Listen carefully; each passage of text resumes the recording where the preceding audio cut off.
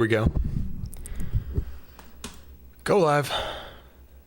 Testing. Hello, are we live? Sorry, I had to do a little bit of troubleshooting. I'm switching from streaming on. Oh, here we go. Hello. Let me know if you can see me in the chat. What's up? Good morning, good evening, good afternoon. Happy today, everybody. Was it live that whole time? It works. We're live. Hello, everybody.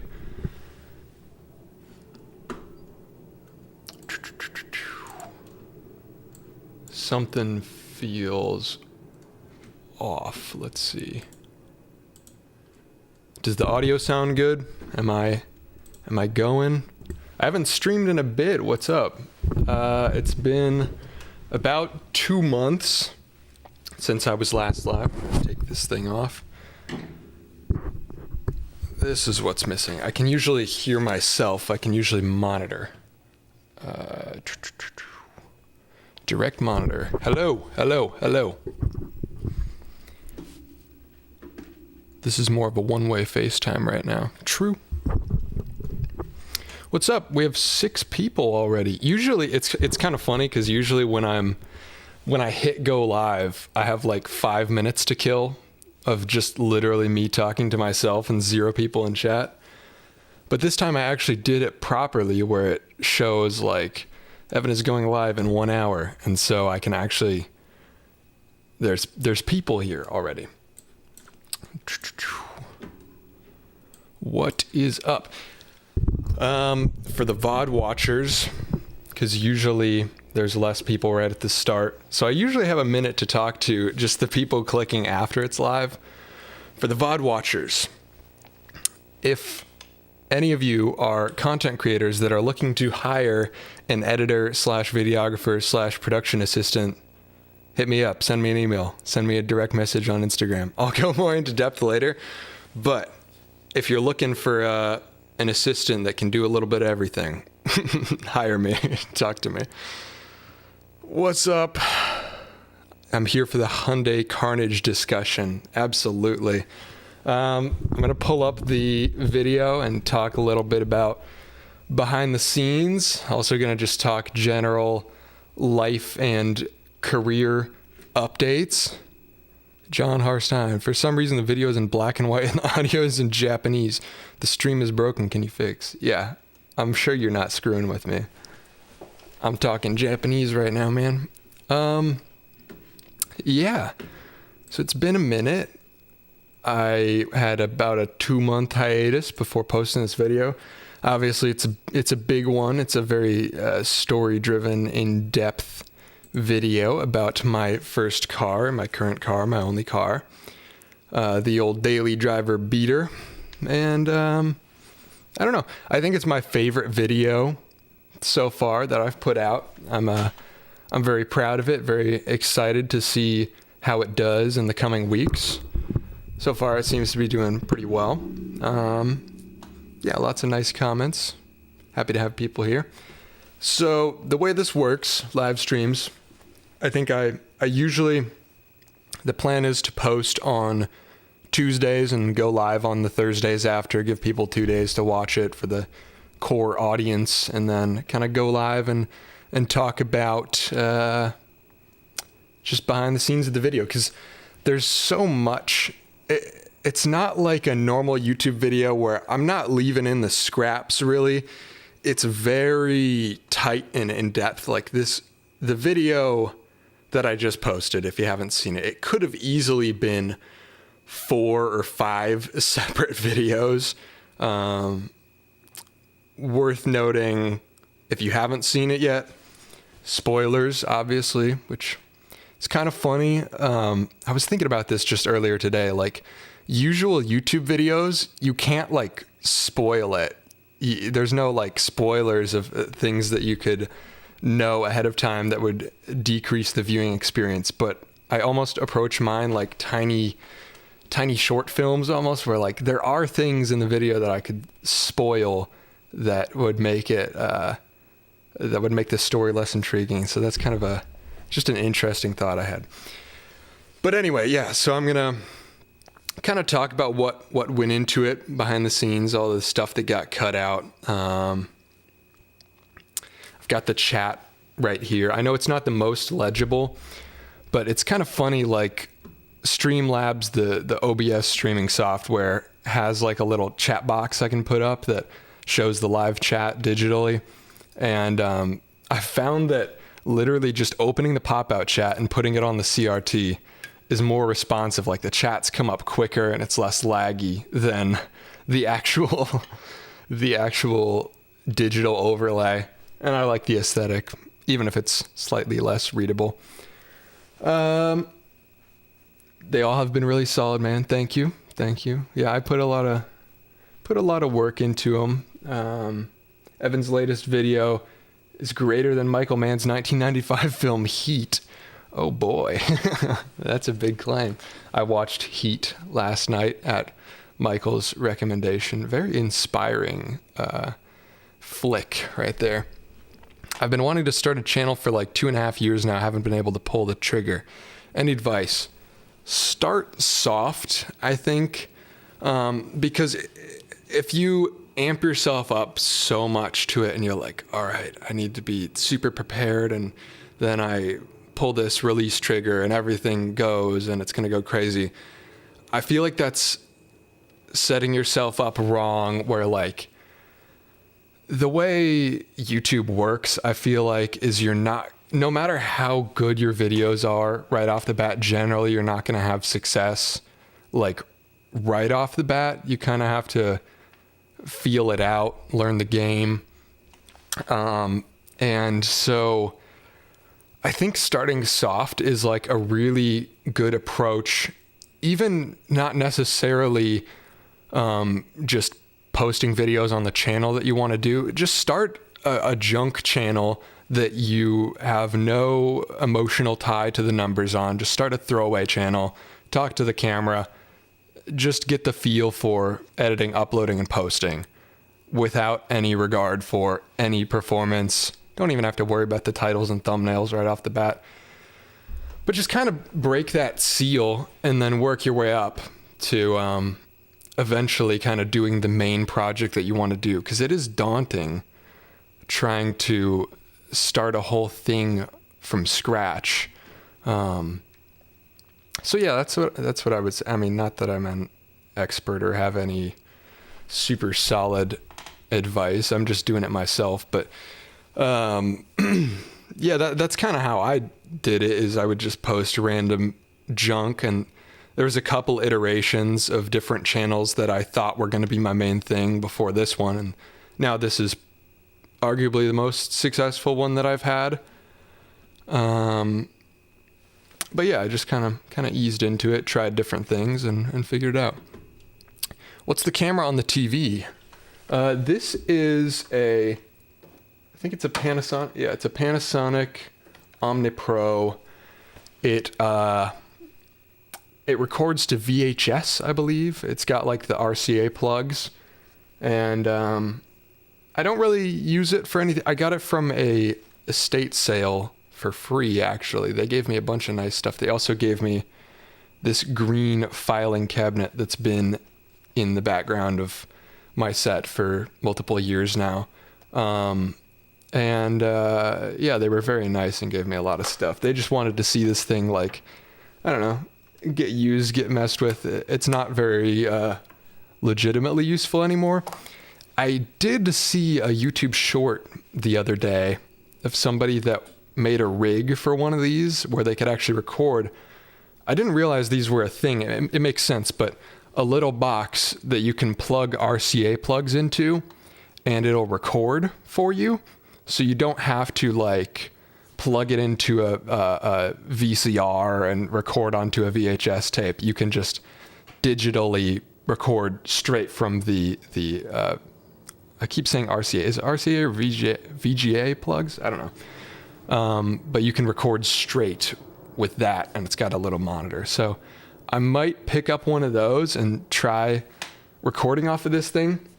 The other thing with it, though, is it plugs straight into the wall. So I would need to figure out some battery solution to actually be able to use it on the go. But I can... here, let's do this. Unplugging the chat for a second.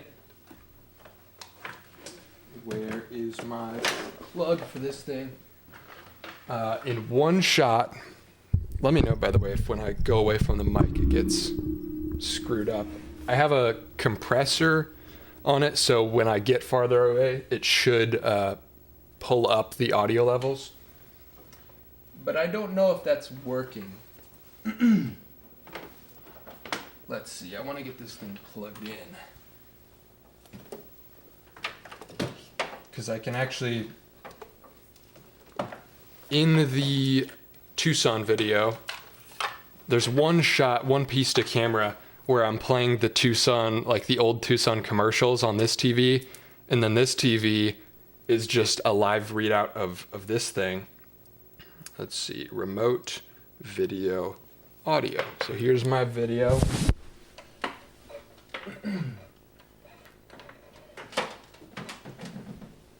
Okay, let's see if it works. Turn it on. Yeah, this thing's cool. I'm just kind of experimenting with it for now. Hello, are you gonna work? No, not today. He's not very happy.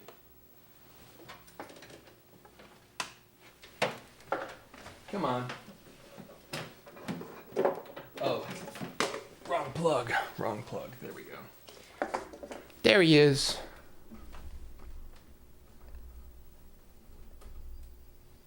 So it's pretty cool. It's got a big old zoom on it. Autofocus, I believe. It actually works like surprisingly well. And you can change the display on it to like put your titles for your home movies and such. So in the Tucson video, I typed just Tucson across the screen. I wonder if I can get that to show up. Memory. I don't know what all these things are. It's sending me messages. But yeah, anyway, that's that camera. I'm going to put it back to the chat now. It's pretty fun. I'm trying to find a good use for it. I don't know if it has enough use case to be able to make like a full video about it, but it would be kind of fun to go and just shoot some random stuff on it if I can get it working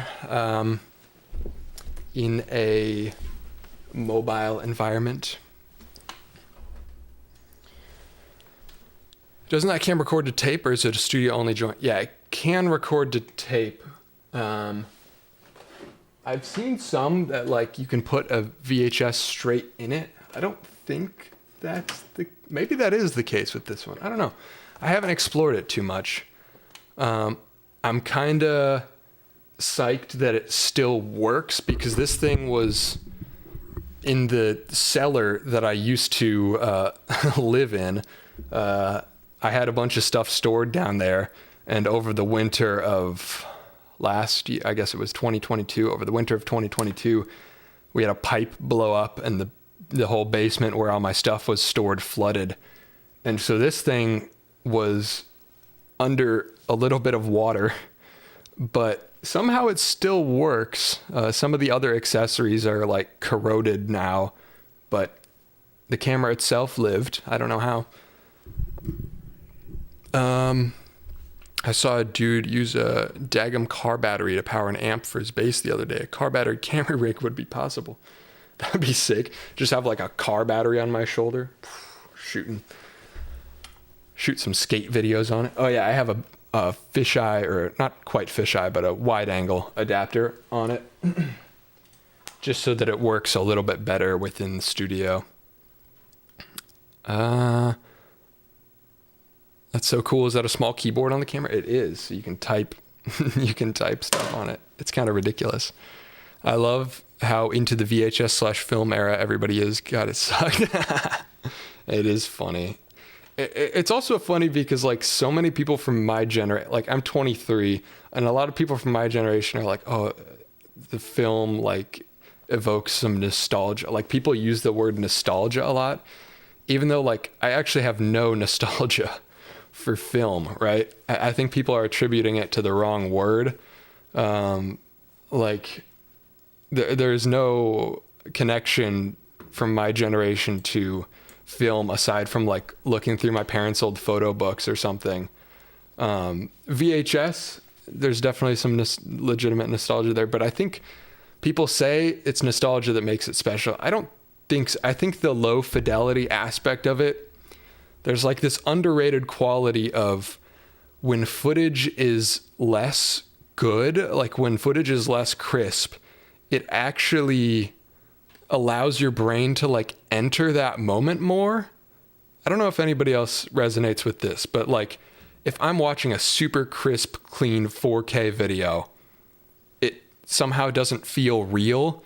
But if you're watching like a crappy 4:3 VHS film with all the artifacts in it, then you can kind of live in that moment. I don't know if it's because like your imagination is doing part of the work of like parsing what that image is. I don't know what the psychological reason for it is, but for whatever reason, you feel more present in the moment when the footage is actually less sharp. There's a few cameras similar to that one. I've got a Canon version and it has a separate recording unit. Sadly, the tube is bad, so no video. Dang. Absolutely, yeah. So anyway, I would like to get into the Tucson video. Oh, I'm actually gonna grab the mini Tucson. Spoilers from here on out. If you haven't seen the video, go watch it real quick. Here's the mini Tucson. Oh, I haven't properly attached the tailgate yet, so it's a little shoddy since I cut it in half. Here she is. The little baby. It's actually painted with exactly the same paint that I used for the real car. So it's the same exact color and everything. The little baby Tucson. I ripped everything out of the back as well. No back seats. So it's pretty on par with the real one. It's also kind of funny. I didn't end up using it in the script of the video, but you know, there's obviously throughout the video there's this motif of this being used almost as like a voodoo doll of the real thing, where like I prep this thing for paint and then the real one gets prepped for paint. Like all of these things that I'm demonstrating with the miniature happen to the real one. And I think it's a crazy coincidence that I didn't straight up say, but maybe it's some subtle foreshadowing that it's missing a headlight, which at the beginning, you see me unboxing it, like, you know, that's not fake. Like I didn't do that. It actually, when I bought it, it came with no headlight. And then later in the video, like there's no way I could have predicted it, but later in the video, I actually do lose a headlight. It's the wrong side, but it's kind of crazy that like this visual motif that I'm using to like demonstrate what's happening to the real one actually legitimately did predict something that happened later, which is kind of crazy. I'm gonna put them right here. Slightly precarious, but that'll do. Is that a teaser to the fact that you will soon turn it into a pickup? Yeah, that's the idea with it, is that it's like that final sequence was a little bit of foreshadowing, a little bit of aspiration for what's to come. Because throughout the video, I'm talking about like, oh, even though it isn't the truck that I always wish I had bought, like all this kind of stuff, I'm not going to abandon it. And then in the end, I'm turning it into the pickup truck I always wanted. Sorting out that cab to bed transition is the hard part. Yeah, realistically, it's not going to happen anytime soon. Definitely not before the winter. It'll be in the spring, if anything. But the plan is to, weld up a little roll cage back here. Maybe put some tube struts back to the suspension mounts. Not sure if you've seen it, but Smith Kit Cars sells kits to make certain cars into utes. Ooh, I will look into that. Anyway, so let's get into the video. Now, I did a bit of a fluke about an hour ago.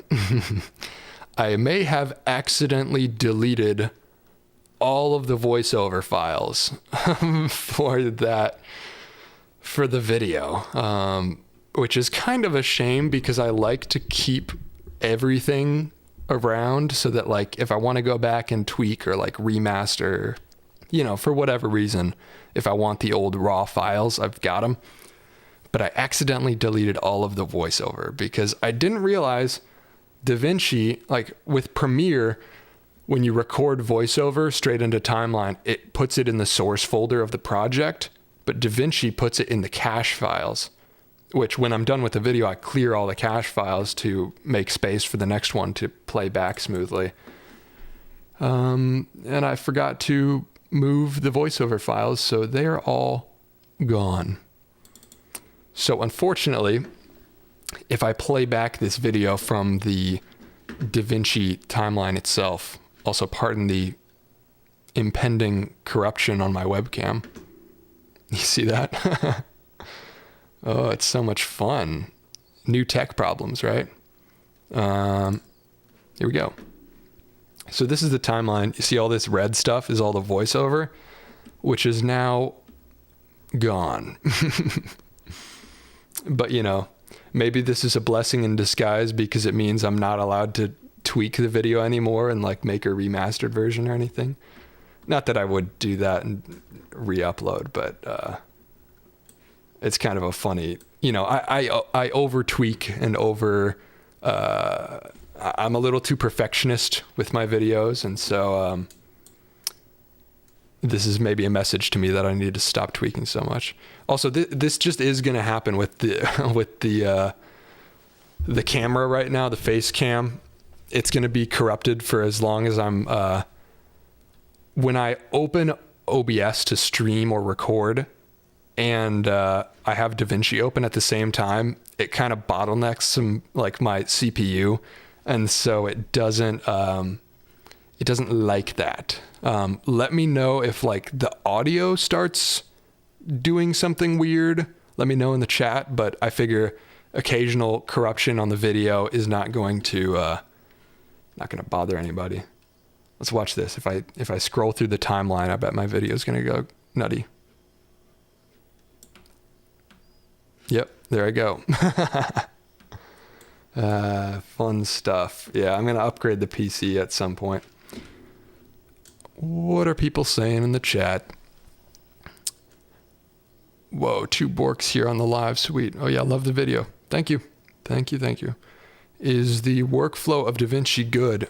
Yeah, I prefer DaVinci to Premiere ever since I switched. I feel like it generally runs smoother, and also, I don't know. Honestly, they're not really that much different. I just feel like DaVinci runs smoother, and the color grading is way better in DaVinci. So ever since I've started doing like some real I used to not color grade basically anything, and ever since I've started messing around with that, DaVinci has been nicer. There's little pros and cons of like if you're doing like voice isolation, like noise reduction. I feel like Premiere's noise reduction is better. I feel like DaVinci's stabilization is better. So it's just little things here and there that are better on one or the other, but honestly, they're pretty much the same. But DaVinci's free. I pay for Adobe anyway, so I can use either, but DaVinci is free, which is nice. I can, put it on whatever computer I want. So I do like to show the timeline here, but I'm probably going to have to just play it back on YouTube now that all my voiceover is gone. And also, this is going to be laggy, and I don't think you can hear the desktop audio. Let's see. I turned the desktop audio on for the stream. Let me know if you can hear the music. Can you hear what's going on? No, that was extremely buggy. I don't think this is going to work. No DaVinci timeline. We're going to have to do it on the... Pappas says no. The audio did not work. That's fine, that's fine. We're pulling up YouTube. We're going to watch it here. As cool as having the timeline up is. I'll show you some little details if there's specific things that I want to show. Who needs audio anyway? I watch videos on mute. Incredibly based, Jonathan. Let's zoom in a little more here. I'm not into sound as much. That's not true. You're a big music guy. I actually also, I feel like the audio is more important than the video a lot of times when it comes to... Wait, were those capital documents saved to your drive? No. Are you insinuating that I was doing something on January 6th and have some sort of files that I shouldn't? No. Back to the video. Good story. Can you hear this now? Marks. That was probably a bit loud. Sorry for the troubleshooting, but you know, that's how we do it. What do we think, chat? Was it too loud? I love an object that tells That's probably too loud. Audio level's good, you say? a good story. Its various marks, scars, and modifications tell you about its history. That sounds good. What do we think? There's like a 10-second delay, so I have to wait for the people to respond. What are we thinking? Sounds pretty good. Sweet. Awesome. Let's dive into it. Full screen, baby. I will never abandon my first car. This is going to be so in-depth, by the way. Like, I made a note to myself that, like, if I consistently do this and do this kind of director's commentary behind the scenes, a good name for the series would be Inside Baseball. It's just so... It's interesting if you find it interesting, or it's not. I'm just going to go in-depth with all the nerdy crap behind all this. And then after this, just some general chatting and life updates about the last 2 months. I've had some big circumstances change, and how I'm approaching YouTube is going to change as well. Come on. Maybe I should download this just so it's all good. Downloading, so we should have less buffering after a second. 99 cents from Jonathan Harstein. Wow. Thank you for the donation, brother. First donation of this stream. 99 cents. That is a 70-30 split. Thank you for the 69 cents. Oh, it's Chef. Yeah. There's a little black cat on your donation. I like it. Tell Chef I said hello. Okay, come on now. Load. I love it. Come on now. We'll drop it to 1080 because I'm streaming on 1080. Okay, so first frame. Play your final export file right from your media player. Also a good idea. I will switch to that if this keeps bugging out. I love it. Yeah, this is going to be slow. Good idea. look at all these exports. Tucson export 1, 2, 3, 4, 5, 6, 7, 8, 9, 10. This is how I do it. I basically each day that I work on it, I will make an export just to watch it back on YouTube. At least when I'm doing big projects like this, I like to make an export to see where I'm at, because watching the video back in the timeline feels a lot different than watching it in the context of a YouTube viewer. Like when you're seeing other thumbnails on the side, like it all feels different. So I like to export incrementally and get a feel for how it feels out of the player rather than out of my timeline. It's also nice to be able to watch without seeing all my edit points so that I don't get too in my head about where certain cuts are. I mean, it's your effing channel. You do you. I say another deep dive stream about this stream. Yeah, let's just go for an infinite loop and deep dive on everything. Yeah, so we had 8 exports on this one. And then after that, it goes from Tucson Export 8 to Tucson RC1, which is release candidate. So I'll do an export for each thing that could get posted. It was just release candidate 1 for like, this video's been done for a week. It was like 99% done. And then release candidate 2, 3, 4, and 5 are all the night before or the morning of the video's posting of me just tweaking like, oh, this color grade's slightly wrong. Just me indulging in the perfectionism. All right, here we go. Here we go. First frame analysis. I love that. Oh, come on. Let me play the first frame. Come on. Is this seriously not going to work as well as the YouTube player? I love an object. There we go. Okay.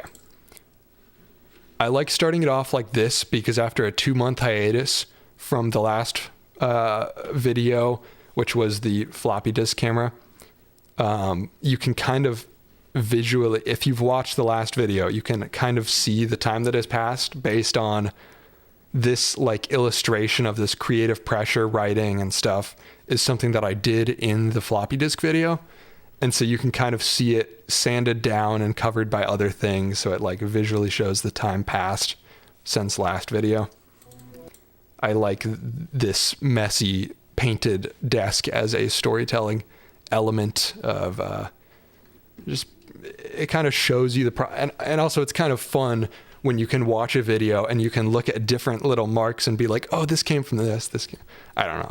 It's something that I feel the same way about my backdrop for the main shot. Well, it's not as wide as it usually is here, but like being able to see things in the background, they're like, oh, I was here for that video, and be able to kind of visually represent like other things that you have connected with on the channel. I don't know. I love an object that tells a good story. Its various marks, scars, and modifications tell you about its history. The contents of this pack. So pretty obvious, but I'm kind of paralleling the, its marks, scars, and whatever, like an interesting object that tells a story. The package itself is an interesting object that tells a story. Do not open until video. I wrote that just because I was like, I need to unbox this on the video. And it's kind of I do this a lot with projects, is when I order things specifically for a video, I will intentionally not open the box until I start filming, even if I don't need the unboxing for the video itself, just to give myself a little rewarding aspect to filming itself. Like, I'm not going to allow myself to get that dopamine kick of like unboxing this new cool thing until I like actually do what it was intended for, you know? You're telling a story about a story about a story. So dope. Thank you. Hey, I want to say I just found your channel today about your car, and I have never been more emotional about a video. Good job, man. Thank you. I appreciate it. If you enjoyed, go back and watch some of my others. The $0 camera rig is another similarly emotional story about a crappy little object or tool. But all of them are kind of in the similar vein. The contents of this package represent one of my most storied objects, my 2007 Hyundai Tucson. This model I bought is a bit broken, but so is the real car.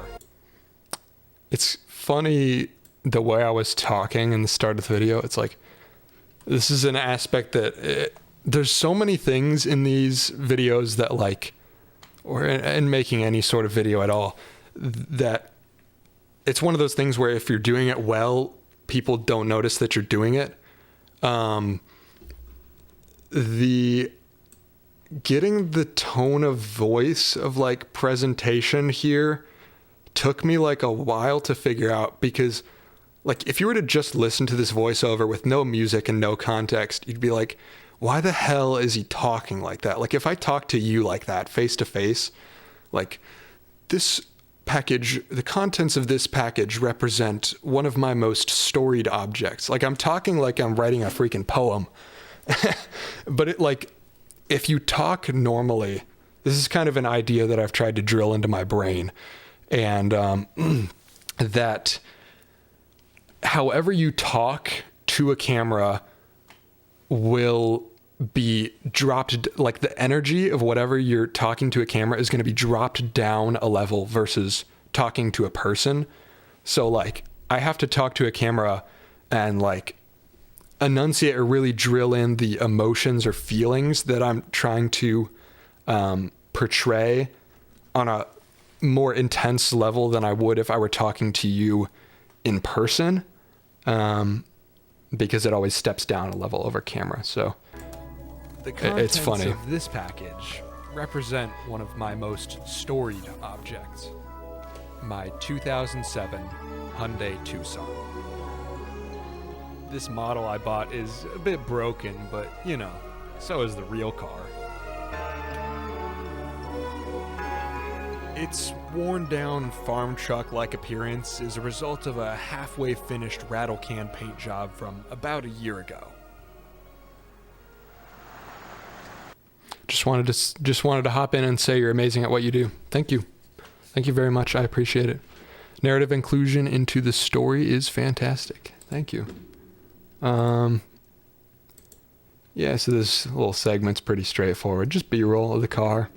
I'm trying to get better at this, of taking B-roll at various parts of the process, rather than, it's so easy to get into a flow state and just film. But if I had done that, I would not have had good B-roll of the car in this current state. Even though I lived with it like that for a year, I didn't have B-roll. So I'm trying to get more intentional about filming B-roll at multiple parts of the process so I don't screw myself over in the edit. Farm truck-like appearance is a result of a halfway finished rattle can paint job from about a year ago. This sequence was, I think, the first thing that I filmed, well, maybe the second thing that I filmed on my Sony A6600 right after I bought that. Everything before that was filmed on the M50, all the previous videos. So this was the M50 with kind of a color grade to make it look a little older than it is. Now, I had no idea what I was doing when I set out to paint this car, but I did it anyway. Fun fact, you can... Oh, come on. I thought that would skip back 10 seconds. This window here is my little studio. So you can see the same desk I'm filming at right now. Now, I had no idea what I was doing when I set out to paint this car, but I did it anyway. And that's part of the fun of owning a beater, cheap old car like this. There's the synth. I've loved my car since the day I stopped hating it. Yeah, so here's where you can see this camera up here. Oh, my camera's covering it. Get out. Oh. Not you.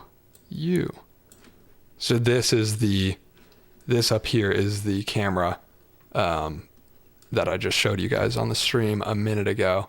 And so it says Tucson up there, January 1st, 1980. And then I have the ads playing down here. I like to use the CRTs as a little extra spice in the background. I do want to talk about this Part of the line. fun of owning a beater, cheap old car like this. I've loved my car since the day I stopped hating it. I've loved my car since the day I stopped hating it. That came into my mind and I thought it was a good line and I like it for the story, but it's not actually really true. Just a personal thing, I really avoid using the word hate in any circumstance. I don't know why, but like I ordinarily would not say a line like that. I don't think I ever hated the car. I maybe resented how much money I'd put into it. Not as many are going for a nostalgic look and feel. I love that so much as it creates a personal audience connection. Yeah, I totally agree. But yeah, I really like the line as like a hook, you know, about a minute into the video. I like it for its storytelling purpose of creating like, oh, what did he just say moment? But in truth, I don't think I ever hated the car. There's a lot of people that it's just one of those things about being intentional about your language. There's a lot of people that when they like have an interesting fact or something, they'll say like, oh, I hate this about, you know what I hate about this? And they'll talk about something they find interesting or whatever. And I try to not, I don't know, do I sound crazy? Do I sound like a friggin', I don't know, but I just don't like using super negative words. If it's interesting, I'll say it's interesting. When I first bought the Tucson, it had a lot of problems. The smoke coming out of it. I felt like I got a bit duped with the purchase. In the first 6 months, it needed new ignition This is coil. an archive account that I have on Instagram. I don't use Instagram much anymore, but I have this archive account that I pop on every once in a while and just post a bunch of pictures and videos of what I've been doing to the car. So it dates back all the way to the day I purchased it, basically, of all the media and all the things that have happened to it. So you can follow this if you want to. My personal Instagram doesn't have anything on it right now, but the 07 Tucson account will keep you in the loop of the Tucson whenever I actually log into Instagram and post on it. So it's usually like every couple months I will pop on there and just spam like 10 photos at once. But yeah, it's a very thorough archive. Pappas says 07 Tucson is for the real ones. Indeed. It's got like 20 followers right now, but I mostly just use it for stuff like this, like just being able to go back and look at the dates of when things happened and remembering all of the stuff that Pappas was just talking to me about, how like it feels like so much happened in this video to the Tucson, but like for the people that know, like that was actually only like 30% of everything that's happened to the car. There's a lot more stories behind it. That BMW says, are you using the tank chair right now? I'm not, actually. I stopped using that because it's actually kind of loud. I don't even use the other rolly chair I have. So the chair that I'm using currently is literally let's zoom out. It's literally like a wood dining chair that I got at a thrift store. Just one of these. Because for audio purposes, I hate having like little creaks and stuff, little noises that any chair with any moving parts is inevitably going to produce. Even if I bought a super nice office chair, I'm sure to some degree there would be some audio issues. So lately I've been using just this rock solid dining chair with no moving parts. Maybe not as comfortable, maybe not as cool, but it's way better for audio. Also, I find myself, because it's less comfortable, I find myself sitting with better posture generally than an office chair where I can kind of slouch. Dining chair over tank chair is insane. Yeah, probably. The tank chair is very cool, but It's a little more wobbly than I hoped it would be, but that was kind of the point of that video, is making something stupid just for the sake of making something stupid. Realistically, that thing might get torn apart later and I might reuse the wheels to build like a big old moving desk or something. Oh man, that TV in the back running your chat is dope. Thank you. Yeah, it's more responsive and less lag than the like the digital chat overlays. For whatever reason, when I set those up, they're too slow, and everything like lags, and then it catches up like way after I've read it already. So I just like having the analog thing, even if it's not quite as easy to read. Back to the video. Go follow 07 Tucson if you want. Plugs, wire. Also, I don't know if anybody noticed this or will comment on it, but through various points in the video, there are little characters. So there's this tiny little stegosaurus that's climbing up on the wheel, and he appears at various points of the B-roll of the tiny thing. There's also a little yellow Lego man riding a motorcycle that's in some of the shots. A lot of the times they're like blurred out in the background, but I don't know. It's more for me than anything else. Just adding something stupid. All new coolant lines, radiator flush. But after experiencing all these problems, that line there was the first. I was experimenting with 2-camera piece to cameras. I don't think I'm gonna do it again. Like this segment here feels off. Ignition coil, spark plugs, wires, all new coolant lines, radiator flush. But after experiencing all... Pappas, a good friend, pointed out to me that it kind of feels more like a corporate interview than like a personal chatting with you type thing, of having the sideways cut where I'm not directly addressing the camera. But this was right after I got the new Sony, the FX30. And so I had 2 Sonys that I knew I could match the color on. So I was like, meh, I'll try it. But looking back, I don't think I'll do it again. I add some production value, but I don't think it feels as authentic and raw.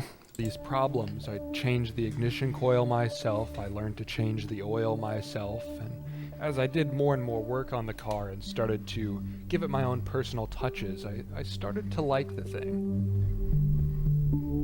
The real pivotal moment for the Tucson came about 2 years ago when the catalytic converter was stolen. Shout out to whoever stole my catalytic converter, because I got an insurance check off of that. And it actually helped like a lot. If you go back and watch one of the first videos on my channel, it doesn't hold up in comparison to what I'm doing now. I'm way less good at talking to the camera and everything, but you can go back and watch it. The video titled like I moved into a 1800s cellar or something like that. It's basically cataloging the story of like, after I dropped out of college, I moved in with my parents, and then moving out with a full tank of gas and $50. That was not an exaggeration. I had a full tank of gas and a single crisp $50 bill, and that was what I moved out with. And so that was in January, and then right at the beginning of February, my catalytic converter got cut. It was pretty distressing, but in the end, it kind of helped because I got a decent insurance check that helped me get on my feet a little bit before I got my first paycheck from my job. When I was living in the cellar of this house in January, February, it was quite cold. And so I took the insurance check, and instead of fixing the catalytic converter, I bought some very nice big old rugs, which I still have to this day. Giant 7x11 big old rugs. So that's where the check went instead of the catalytic converter. Hello, Caitlin. Caitlin Madsen says hi. Could have been the nail in the coffin, but I decided not to abandon it. I straight piped it. I did straight pipe it, and to this day, it is still straight piped. Not to spoil the video, but I just found out why you cut the roof of the Model Tucson because of the Instagram. Oh, nice.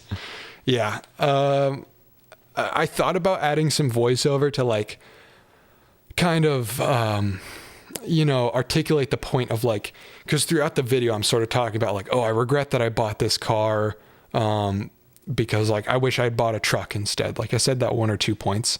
And so it's just this subtle kind of setup that like, oh, I wish I had a truck instead. And then at the end of the video, after setting up kind of this motif of the mini truck being, a way to present what's happening with the real vehicle, at the end, I cut the back off of the Tucson miniature to kind of set up this fact that like, oh, not only am I not abandoning it, I am turning it into the truck I always wish I had, and I thought it was more potent to just kind of do that without saying anything and let the viewer interpret it almost as like just this cheeky little post-credits scene rather than explicitly saying anything. After that, I knew I'd never sell the car, so I just started doing whatever the hell I wanted to it. This shot's funny because this is the only shot in this entire video where I like address what has happened to the inside of the car. It's almost like this is the story of the outside of the car, and the dashboard video 2 videos ago was the story of the inside of the car, which still didn't tell everything really, but I hope that this shot doesn't make people think I'm like a crackhead. Where I'm just like, I just started having fun with the car, and then it just cuts to like demolition derby stripped out interior. But I don't know. I think it's funny. In the original cut, in an earlier iteration of this video, there was a longer segment here kind of talking about why I did this. There's a lot of instances like that. I think maybe it got in my head a little bit after the $0 camera rig video blew up, and I got a couple comments that were less than nice. It's sort of annoying that, that video has like 800 comments and like 3 of them were kind of mean, but they get in your head for some reason. And so I kind of have this feeling to, there's always this nagging fear. I think even before that, just a fear of misrepresenting myself, of like, I want to present everything thoroughly so that I don't like get judged as something that I'm not, or something like that. So like my inclination was to explain like why this happened and why I'm not crazy. But the truth is I am a little crazy. And, and it also it wasn't the point of this video. It would have been a detour that was not part of the story. So I decided to suck it up and let some people think I'm bonkers. I was finally having fun with the car. It felt like mine. And so naturally I wanted to try out doing my own paint job. Now, I was under no delusions that this was going to look particularly great, but I was having fun just learning things, approaching it as a creative playground. And in the end, I think the side that I actually finished doesn't look too bad. Aside from the engine oil stained handprint right there from when I was doing something. I was changing the wheel bearing on this wheel went bad. And so I had all this wheel bearing grease on my hand, and I kept putting my hand up on that fender to stabilize myself. And because of the matte finish of this paint job, it didn't exactly clean off nicely. So there's like a permanent like handprints of just wheel bearing oil on that fender, which is really funny. Not anymore though. But more importantly, I learned out of the experience. I know what I did wrong now. So it's time to do another slightly less crappy paint job. Automotive paint is a very precise process. There's that Lego man I was talking about. Right there in the background. There he is. Little guy with the motorcycle. And the Stegosaurus is pushing the spare tire. So funny. If the video goes big, I hope somebody comments on that, but it really was just for me. I kind of like just keeping those little guys on the table and just having them interact with whatever I'm doing as like an Easter egg to myself. I don't know. It's kind of fun. Paint is a very precise process. Automotive paint is a very precise process as I proceed to not sand the thing with zero masking. If you're looking for factory finished results. I think that's kind of a funny line. There's a lot of things that are like a little silly in the way that I present it so seriously. And I don't know. I think there's a comedy to very seriously saying, automotive paint is a very precise process if you're looking for factory finished results. Similar thing to later in the video when I'm being all sentimental and then literally jumping on the fender of the car. Not going for anywhere near perfection here. I just want to do it a bit better than last time. The first step is cleaning and sanding to make sure the paint will have something to stick to. This was so unnecessary, but the car, the miniature car, what did Pappas text me? Okay, sick. I needed to get the bumper off to kind of present this as because I needed this thing to be in the form that it was, mainly for the farm scene, because I didn't expect anything to go wrong on the, that whole sequence where I'm shooting all this stuff that happened at the farm, which we'll get to in a second. That started off as me just shooting for fun, just for my own archive. I wasn't shooting that to be part of any video. I didn't even know at that point if this was going to be a video or not. And so, I just shot, and I didn't have any B-roll of what the Tucson looked like that night, even though after the fact that became kind of an important story element in that I was driving through the country with no bumper. So I needed something to illustrate that. So that's why I had to take the bumper off the miniature. The problem is with the die-cast miniature, the bumper is the same part. It doesn't come off like the real one does. So there's no footage. I did record the whole thing, but there's no footage in the video of, I had to cut this line, and it's actually pretty thick metal. It took a while, but I had to cut this whole line to get the bumper off, which is kind of funny, but it's cool that they modeled the whole radiator underneath it so that when it popped off, it actually looks like the real thing does. Jeremy Bork, thank you for the $10. Might be the biggest donation so far. I wish I would have started sharing my film journey in my 20s. You're the first person I've ever seen to go over each detail of a published short video. Keep up the fantastic work. Thank you, man. That means a lot, and thank you for the donation. I used to be kind of conflicted on the analyzing my own things, but then I kind of realized I'm approaching these as sort of short films. It's not like if I were analyzing a basic vlog or something, that would be I think that could come off a little pretentious.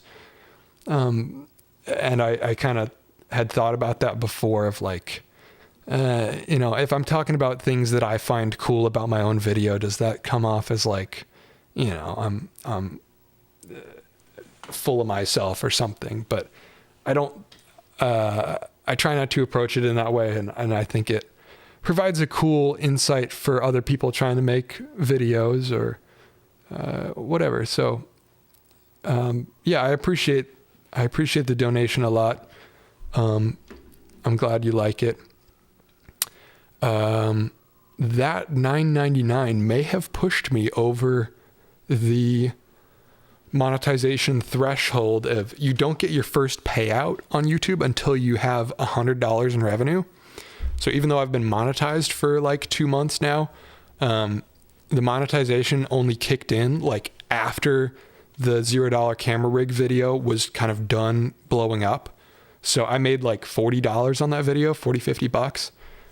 When actually if it had full monetization the whole time, it should have been a couple hundred. So I've never reached that that first payout threshold.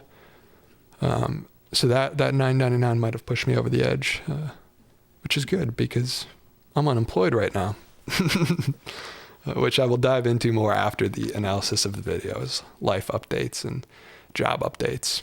Again, if you're watching and you're a YouTuber looking for some help, some assistance, extra cameraman, extra editor, production assistant, setting up for whatever, let me know. I'll move anywhere.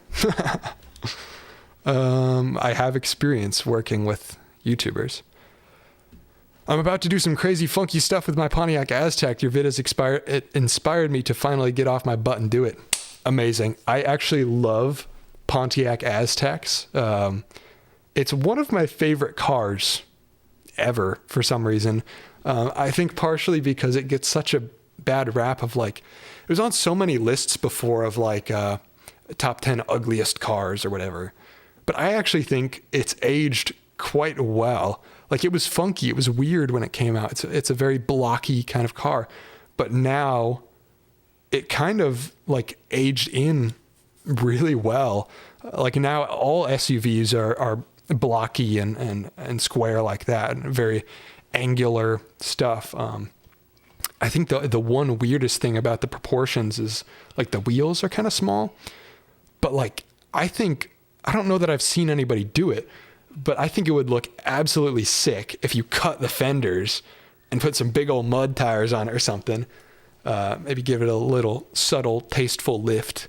But that thing would look sick with some big old tires on it. So yeah, I'm psyched about that. Go get them. Go mess up that Aztec. Do you have the one with the cooler in the middle, or the tent in the back? I like that trim. Not at all, man. It's great to hear from others about their style. Thank you. Evan loves Aztecs based. Yep, John knows. I love Aztecs. When I bought this car, I was actually looking for Aztecs. Or Priuses. I kind of wanted a Prius just to be like, to mod out a Prius and just say screw you to all the car people that hate on Priuses. Like, I don't know if you guys have seen it, but there's like a picture going around of a Prius chop top pickup truck. It made like a plywood bed, and I think that's so sick. We need more Prius utes out there. It was going to be a Prius, like a 90s Corolla or Camry, or an Aztec is what I was looking for. Maybe like an old Ford Escape. And then this thing pulled around at the dealership. I was there to see a Prius, and they had sold it. So they pulled this thing around, and I was like, screw it. I'll pull the trigger. And they ended up schemazing me on so many things. It needed a lot. Right off the bat when they sold it to me, it was all coolant lines, needed like deep engine flush. Like, it was basically running on 3 cylinders. They told me the blinker was out, but it was actually the whole steering the whole turn signal stock was bad. So what I ended up doing with that is I took the turn signal stock out and I hardwired it to 2 little switches. And to this day, that's how it is. So I don't have like one of those for the turn signals. I have a board with 2 switches, one for left, one for right, and I flick it on and then I flick it off.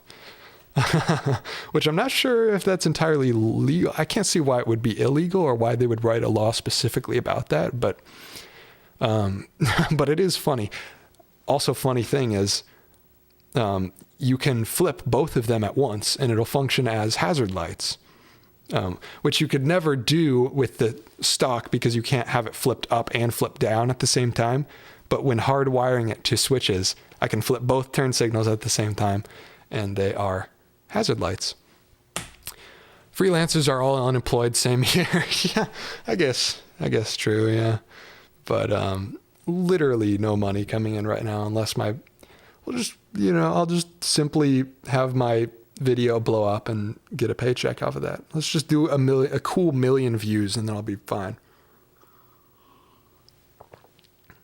I have the tent, cooler, and air mattress. She's my camping queen. That's sick. That's so sick. How much was it new? I mean, when you got it? Too damn much, brother. It was probably worth $1,500. I paid $3,000 for it, which is still cheap in the grand scheme of things for cars, you know. I paid it all cash, and I was like, oh, what was that, 2021? So I was 20 at the time, summer of 2021. $3,000, but yeah, it was from a dealership. I will never buy a car from a dealership again. I'm all Facebook Marketplace all day. If you flip the switches on with a half second in between, will they blink in an alternating fashion? No, actually. You would think they would, but they're on the same blinker timer, which is interesting.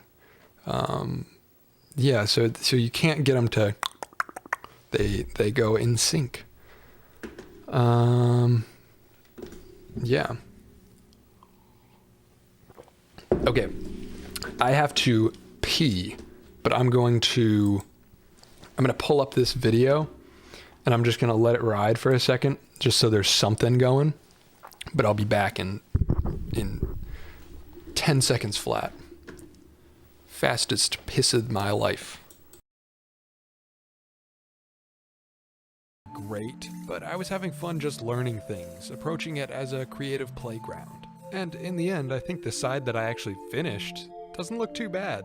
But more importantly, I learned out of the experience. I know what I did wrong now. So it's time to do another slightly less crappy paint job. Automotive paint is a very precise process if you're looking for factory finish results. I'm not going for anywhere near perfection here. I just want to do it a bit better than last time. The first step is cleaning and sanding to make sure the paint will have something to stick to.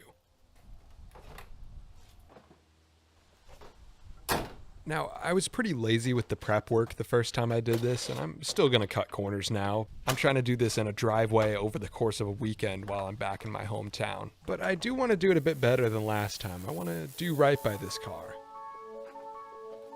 Ever since I've had the first problems with the Tucson, I've been kind of approaching it as a learning experience, a way to teach myself car maintenance and how to do all these different things. When I bought this as my first vehicle, I barely knew how a car worked. But over time, as things break and I take on the repairs myself, now I've become familiar with basically every system in the whole vehicle. And even though I've sort of treated it as a guinea pig for auto maintenance, along the way I've kind of started to care about this thing. There was a point where I wouldn't have been so sad if it died and I could have bought a new truck or something.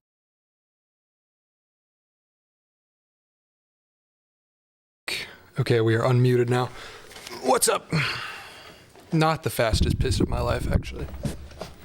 I just drank 2 cups of coffee in the last, hour, so it's very hydrated. What chat did I miss? Yeah, I've been experimenting with coffee. I wasn't a big coffee guy before, but now I am. Well, no, not yet, but I got a bunch of coffee gear from my buddy Chase in the chat. Good man, keep drinking. Yes. Gotta stay hydrated. This is actually a very, I feel like under talked about thing in voiceover is managing hydration, where you just kind of assume that drink a ton of water, but actually your voice, there's this happy medium. There's this balance when recording voiceover of an exact level of hydration that you want to be at, where if you're underhydrated, you're going to be making a bunch of mouth noises, not good. But if you drink too much water directly before recording, you're also going to get those mouth noises. So it's really interesting. It's this tight balance. There's also factors of time of day and even humidity in the air of the day. So there's all of these factors that can lead to your voiceover sounding different from take to take. So I try to do a lot of the voiceover in one run, at least when it comes to the same scene, so that within, a 90-second segment or whatever, I sound the same.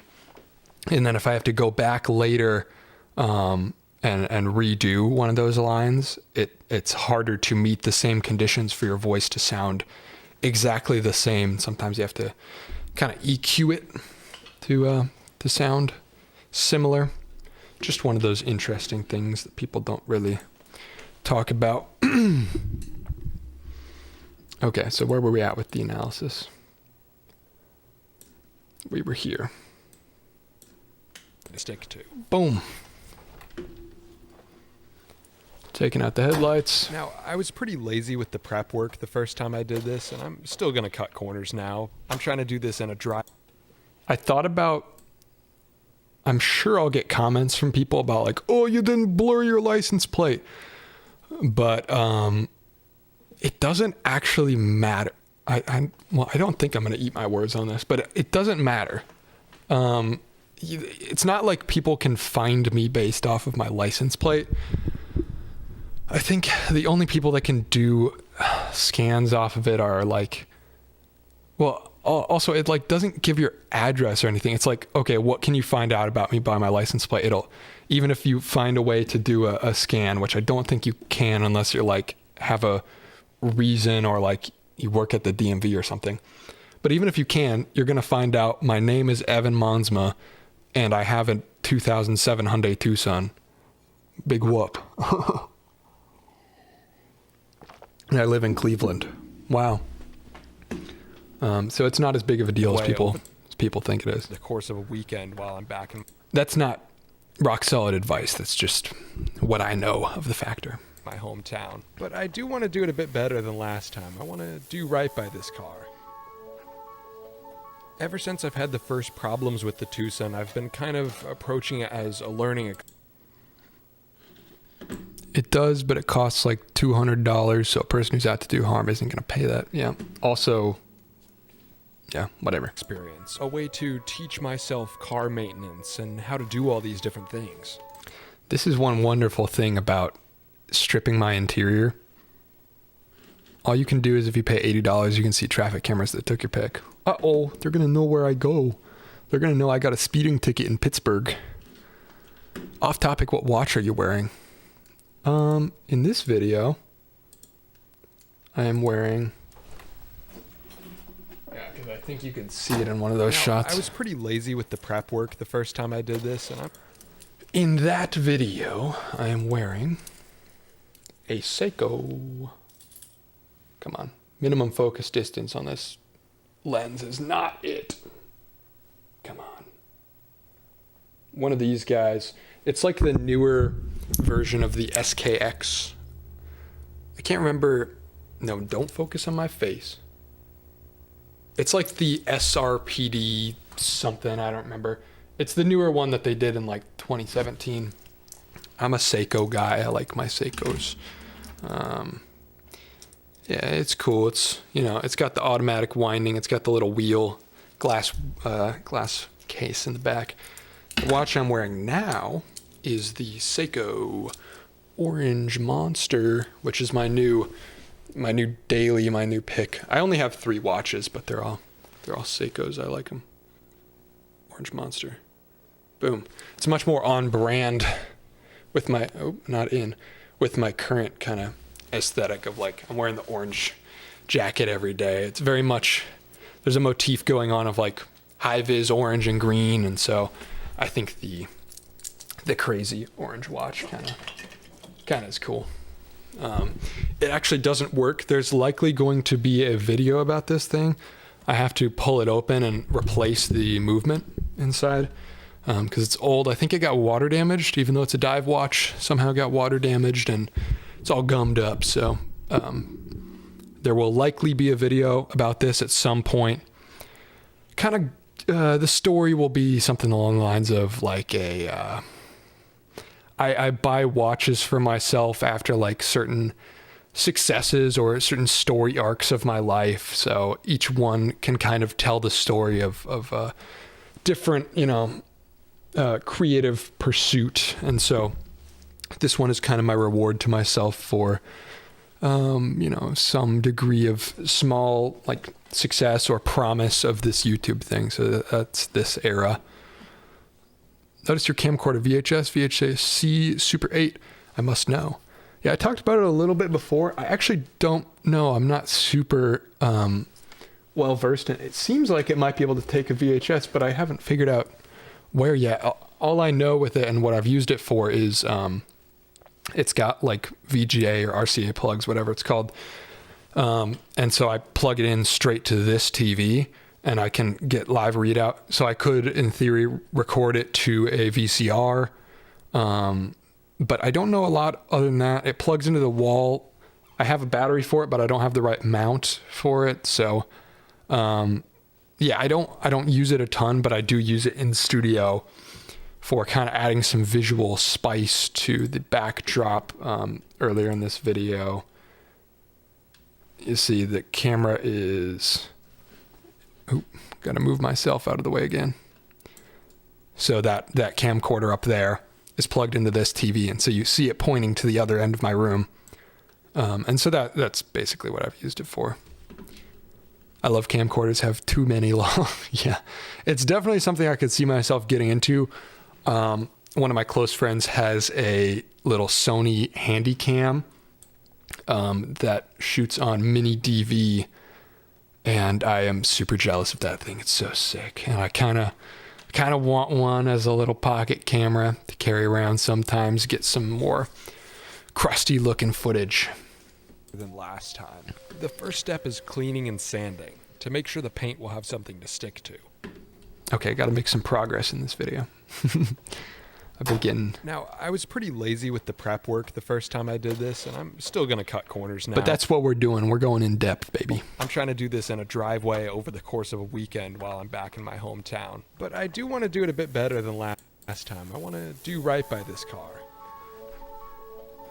The music, by the way, the little synth diddly-doos in the background, that's me on my little synth here. I could turn it on. Hopefully I don't blast you too much with some loud noises. Yay. There it is. But how were you with the prep work? What do you mean? I was talking about how I didn't do the prep work very good last time. Yeah, I mean, it just didn't sand thoroughly enough, all of that. Didn't mask super appropriately, but it's kind of fun to do it lazy sometimes. On the note of the music, all the music is me except for the opening scene is not me, and the scene later in the video where I'm jumping on the fender is also not me. Those are tracks by an artist. Was a joke. You keep replaying. Oh, yeah. Sorry, I'm going back and forth. We're taking all detours, talking about every little thing.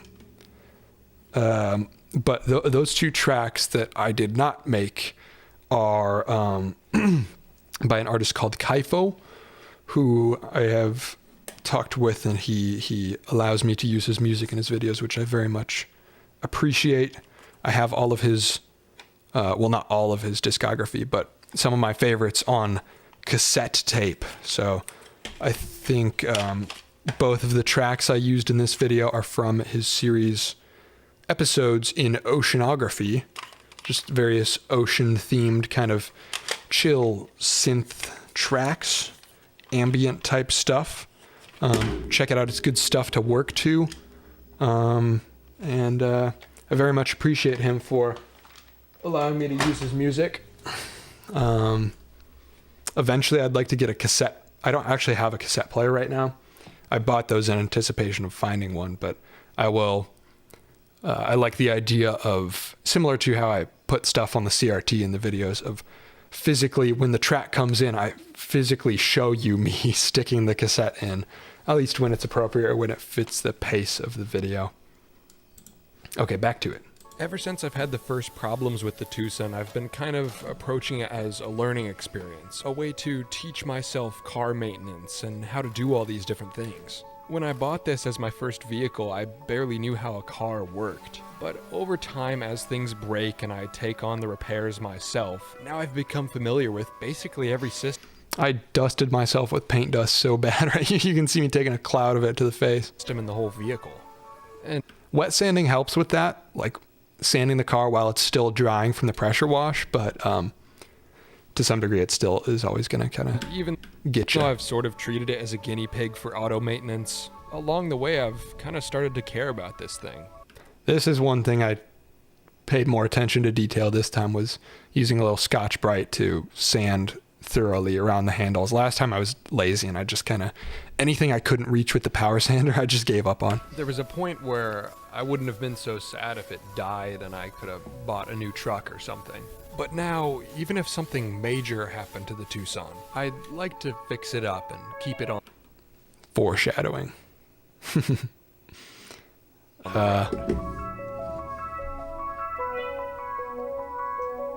I love the colors on this shot. I don't know why. By the end of the day on Saturday, the car was clean and prepped, good enough for me, all ready for a fresh coat of primer. I only had one more day to finish this paint job. This is such a silly little scene here. It's literally for these 2 shots, and I guess 2 shots later in the video. While I was in my I painted this whole freaking map of the Midwest just for this 2-shot sequence. Like, there's my hometown. before driving back 4 hours to Cleveland. There's Cleveland. What I did to make this is I pulled up Google Maps on a projector. I stuck the projector right here in this little milk crate, face down onto the carpet back there, onto the rug.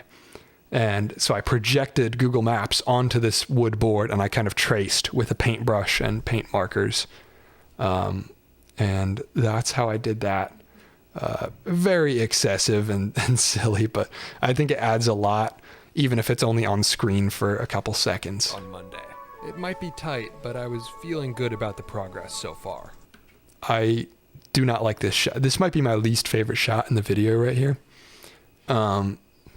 This was on the Sony a6600, and it was like when I was exposing this shot, it's like either I get detail in the sky or I get detail in the shadows of the front of the car, and I kind of put it right in the middle where I don't get either.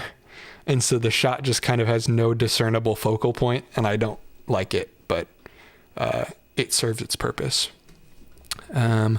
Great stuff, dude. Instant fan. Love the originality and authenticity. Thank you, sir. Thank you. I appreciate it a lot. I remember Bondo working on fiberglass in my 88 Firebird back in the late 90s. Auto work sucks. Yeah, I've done a bit of Bondo stuff. When I bought the car, it had a big old dent on the rear fender, and I Bondoed that out, and I bought like the spec of paint to like get it back to factory paint, and it looked all right. But then in the end, I spent $40 on that touch-up paint, and in the end, I ended up painting over it with $5 Rusto, so kind of silly. Not everything has to be HDR. Fair. Or is it heaven shining down on your Tucson, lol? Maybe.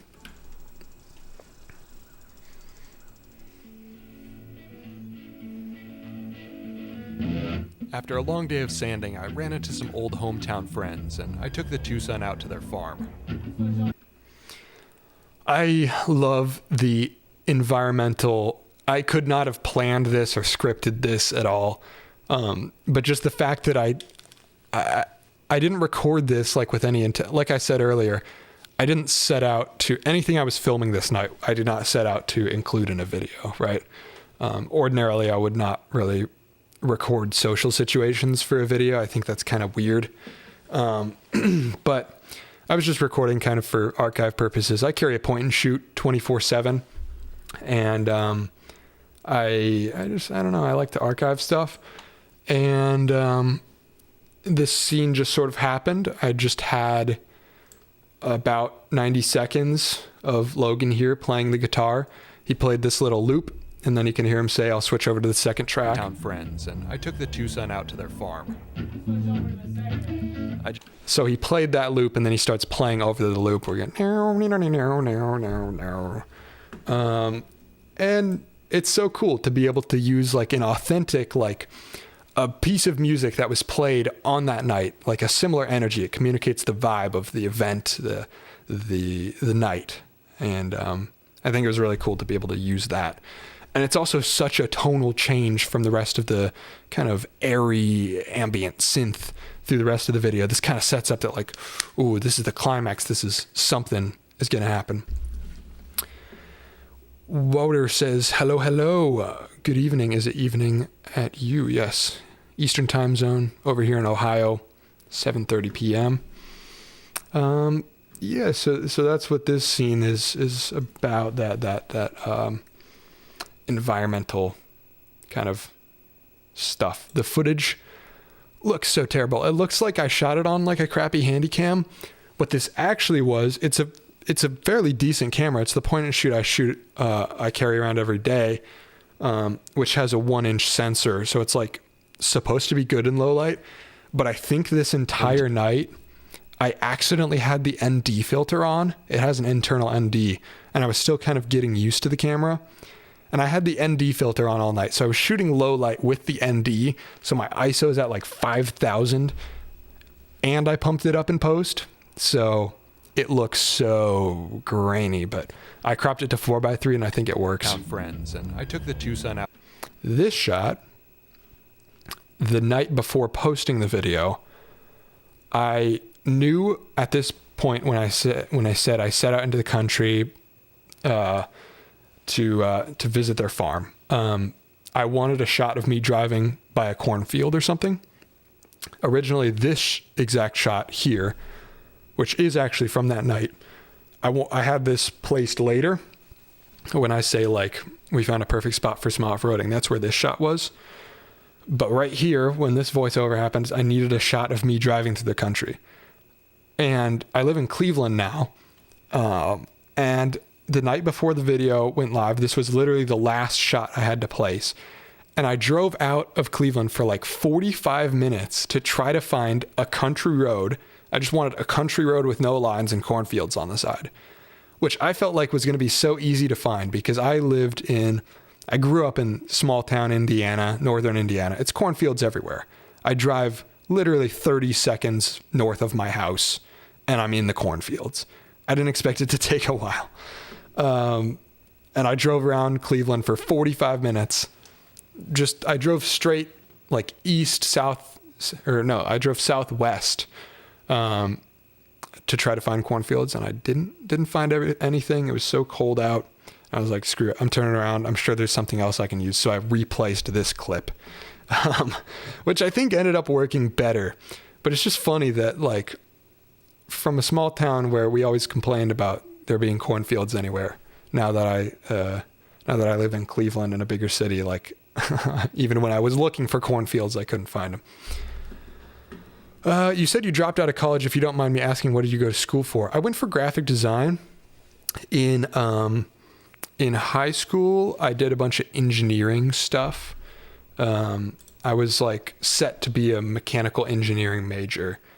I thought that's what I was going to do. Because, in high school, you don't know nothing. You don't know what you want to do. All I knew is that like I liked working with my hands. I liked making stuff. I liked being creative.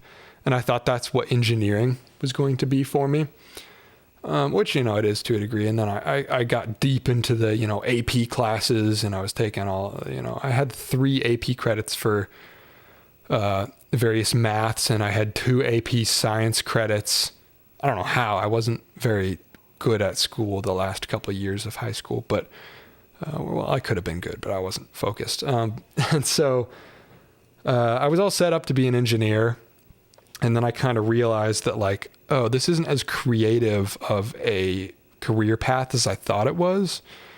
And so last minute when I went into college, I started doing graphic design, because at that point I had been running a business. In high school, I ran a little business for a bit, doing graphic design for I was doing like custom Magic the Gathering cards, which I eventually shut down, but I have to bounce, but I'll watch the rest tomorrow. Take it easy. I'm so happy you're pursuing filmmaking. Thank you, Jeremy. Thank you for stopping by. Thank you for the kind donations. It's good having you. Good having you in the chat. But yeah, so I've been running this little graphic design business, and I kind of came to a realization that like, oh, engineering isn't as creative of a thing as I thought it would be. Let's try graphic design. And so I did 2 years of graphic design in college, and then I sort of realized that this isn't that creative either. Like I was designing corporate posters and all this junk. And my last year of college, it was I guess I did 1.5 years before COVID hit. I graduated high school in 2018. So I did 18 to 19, 19 to 20. Last semester of 20 got cut off. The last semester, I guess fall of 19, before all of this went down, all of COVID, I had a conversation with my graphic design prof, who I would love to go back and talk to at some point. But like, I clearly knew my stuff. Like I had taught myself Photoshop and InDesign, Illustrator beforehand off of like running my little business. So I knew the software. And when I came in, like a lot of this stuff was very intro level. And I didn't feel like I was learning a lot. I didn't feel like there was a point. And so even though I was technically proficient. All of the assignments, I was not motivated at all to do them. So it's like, design this poster using these elements. And I would just phone it in the day before, the hour before sometimes. And that last semester, when he gave me my final grades, it was like a C or something because I wasn't trying. And he had a conversation I can't remember to this day. There was a face-to-face conversation. There was also an email. I wish I had the emails, but they deleted my college email. Where he said something along the lines of, both you and I know that you know how to do this stuff, but you're not trying. So either give it some more effort or go do something that you will give effort to. Something along those lines. It was well worded. And so I did. So I left. More because of COVID than that, but I was already, having conversations with my parents about leaving college. This professor, I think, gave me some good advice of like, hey, you clearly have the skill, but if your heart's not in it, you gotta leave. Which I don't know that he was expecting me to actually leave. I think he was expecting me to put more effort in, but I did not. And so now I'm putting effort into this, and it's cool because by the time I would have graduated, I had already booked design gigs. I guess by the time I would have graduated, I already had a real salaried job. So that was kind of cool that I took his advice and I made something out of it, I guess. Although now we're in another uncertain period of where am I going to go now? But again, I'll talk about that after reviewing the rest of the video. Art director here confirmed working in a creative field isn't creative in ways that count. Yeah. And there's a degree of merit to doing something not ultra creative as your day job. I do kind of firmly believe in that. The last year I've been doing more of a 9-to-5 type thing. Well, not really 9 to 5. It's pretty free form, but doing work that is not as purely creative just to pay the bills and then pursuing all this stuff on the side. And I think that's good. Better than super financial uncertainty, which is where I sort of am right now in this moment and potentially for the next several months, potentially longer. We'll see how this YouTube thing does. But yeah, I don't know. I like the idea of kind of picking up a job that pays the bills and pursuing creative stuff on the side. So I don't know. Still very much figuring it out. Anyway, back to this scene. I just popped in the headlights and taillights, didn't even put the bumpers on or the windows back in. Just enough to be street legal. Now, I knew driving out into the country in a vehicle prepped for paint with no bumpers wasn't This shot's so silly. enough to be street legal. Now, I knew driving out... This is the substitution because I didn't have any actual B-roll of what the Tucson looked like that night with no bumpers. So this is the miniature just sitting in some grass. And it's got lights, which the miniature does not.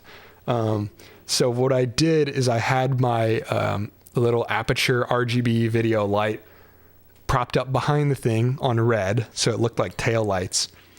And then what I did for these headlights, obviously they don't look real, but it sells an effect at least. What that was a piece of plywood with a hole drilled through it, like a 5/16 inch hole. And I stuck my iPhone through it with the flashlight. So that's just a tiny little iPhone flashlight coming through a little hole in a piece of plywood. So I shot the shot with no headlights, just the bumper light.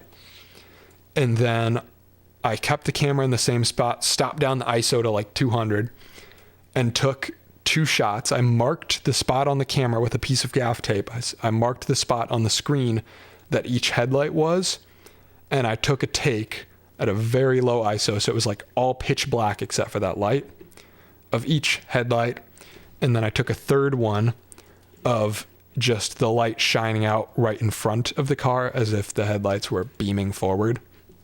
And then I overlaid those 3 shots of the light here, here, and here on top of the original clip so that it looks like this one cohesive kind of thing. And there's a little bit of masking in there too, but I think it came out pretty good. You know, you can tell something's up, like it's fake, but it sells as like an illustration of what the Tucson would have looked like that the country in a vehicle prepped for paint with no bumpers wasn't the greatest idea, but I didn't know yet this piece to camera I intentionally filmed at night and made the colors a little more cool, a little bluer, so that it matches. An idea that would end up being more direct foreshadowing.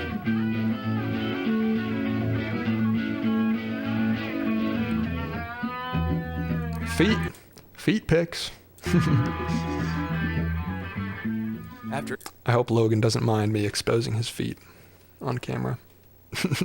exploring the property a bit, we found a place that That's a funny moment. After exploring, it's another one of those serious, like, my serious intonation over kind of a funny clip. It's like, after exploring the property for a bit as Logan's running around on the top of the house.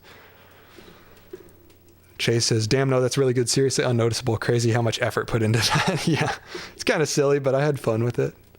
That was like one of my first super low light tests with the FX30. be perfect for a bit of off-roading.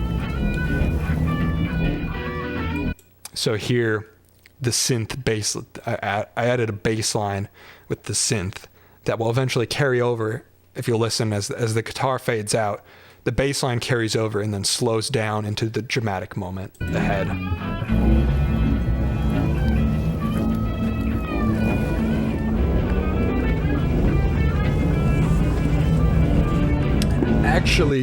Actually kind of a sick drift from the Honda Odyssey right there. Watch this. The tail, I mean, it's hard to tell because it's so dark and so shaky. Perfect for a bit of off-roading. But like the Odyssey actually drifts. The Grand Prix. Here, the Bonneville. Motorcycle. He actually, you only see it for a second, but he is sliding tail there. It was like muddy enough, just a little bit of wetness that you could slide around in a front wheel drive car, which was so much fun. But there were like lines in the field from where it used to be, like, it was like an empty patch, but it used to be harvested. And so there are those lines of the field. So as you're going across them, you're like bumping up and down. It was, I'm glad nobody actually broke their car there. This I was filming partially because I was like, okay, if something breaks, this is going to be part of a video. But also it was just cool.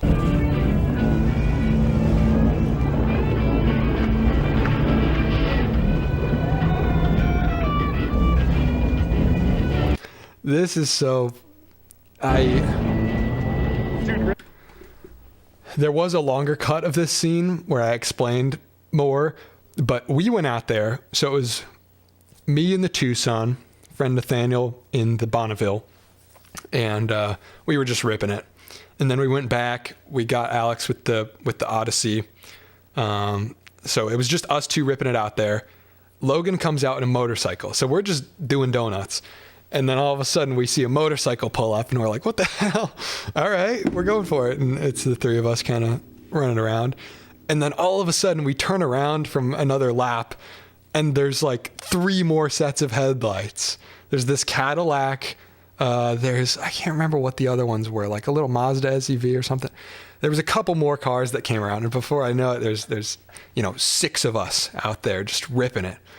It was so much fun, which I if the pacing were a little different, it would have like lined up to kind of explain that moment, but I didn't feel like it was necessary or really added to the story. But just the chaos of like, dude, ripping out there with the Cadillac, I like it. Ripping out there with the Cadillac?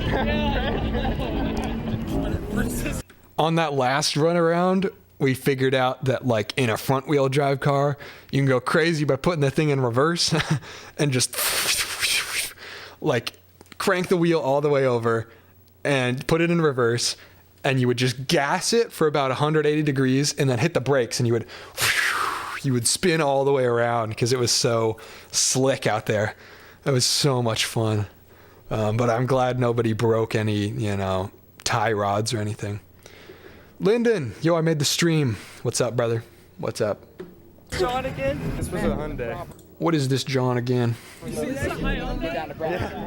That's such a good moment. I'm glad even though there's no visual to go along with it, I'm glad I got the... You said this is a Hyundai? Yeah, it's got no bumper on it right now. Surprisingly, the Tucson was... So here's another one of those shots that's composited. This one you can more accurately see this third angle. So the one shot is the red light in the background, and then there's the two lower exposure shots of the iPhone through the plywood that's just overlaid. So there's that, and then there's this one masked off of this kind of glow in front of it.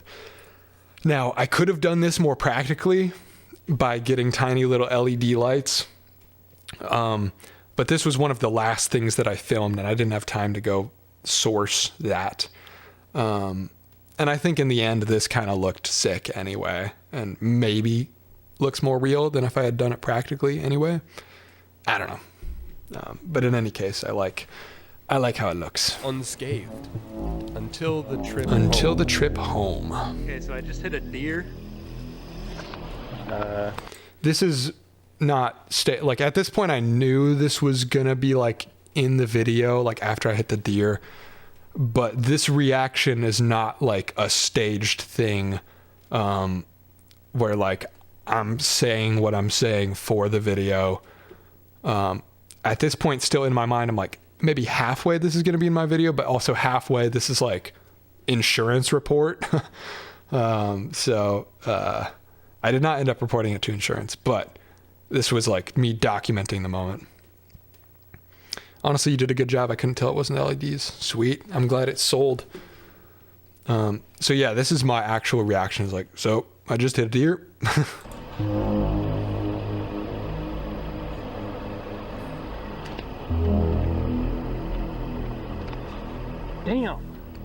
Damn. That is the closest thing you will hear from me to expressing anger or any negative emotion. I'm a very optimistic, positive guy.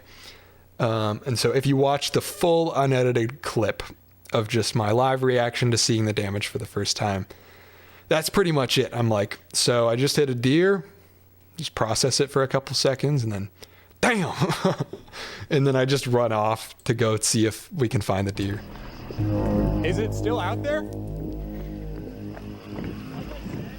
Literally, it was like the freakiest thing I've ever seen. It was like spazzed out and did like 3 jumping jacks. That line is so funny to me because it is like really dramatic. But also he says jumping jacks like a deer. It's like this. He meant somersaults, but I love that. I love that line. And it just like got up and ran this way. Well, if you were going... Nathaniel is so good for this moment. I'm so glad I had his commentary to cut to, because like I was not able to, you know, what word am I looking for? To present that, the intenseness of that moment, I guess. So he was much better at kind of being like, dude, this is crazy. Because in the moment I was just like, whoa. Going faster, it would be a way different situation, so... Yeah, I wasn't even speeding. Dude, that...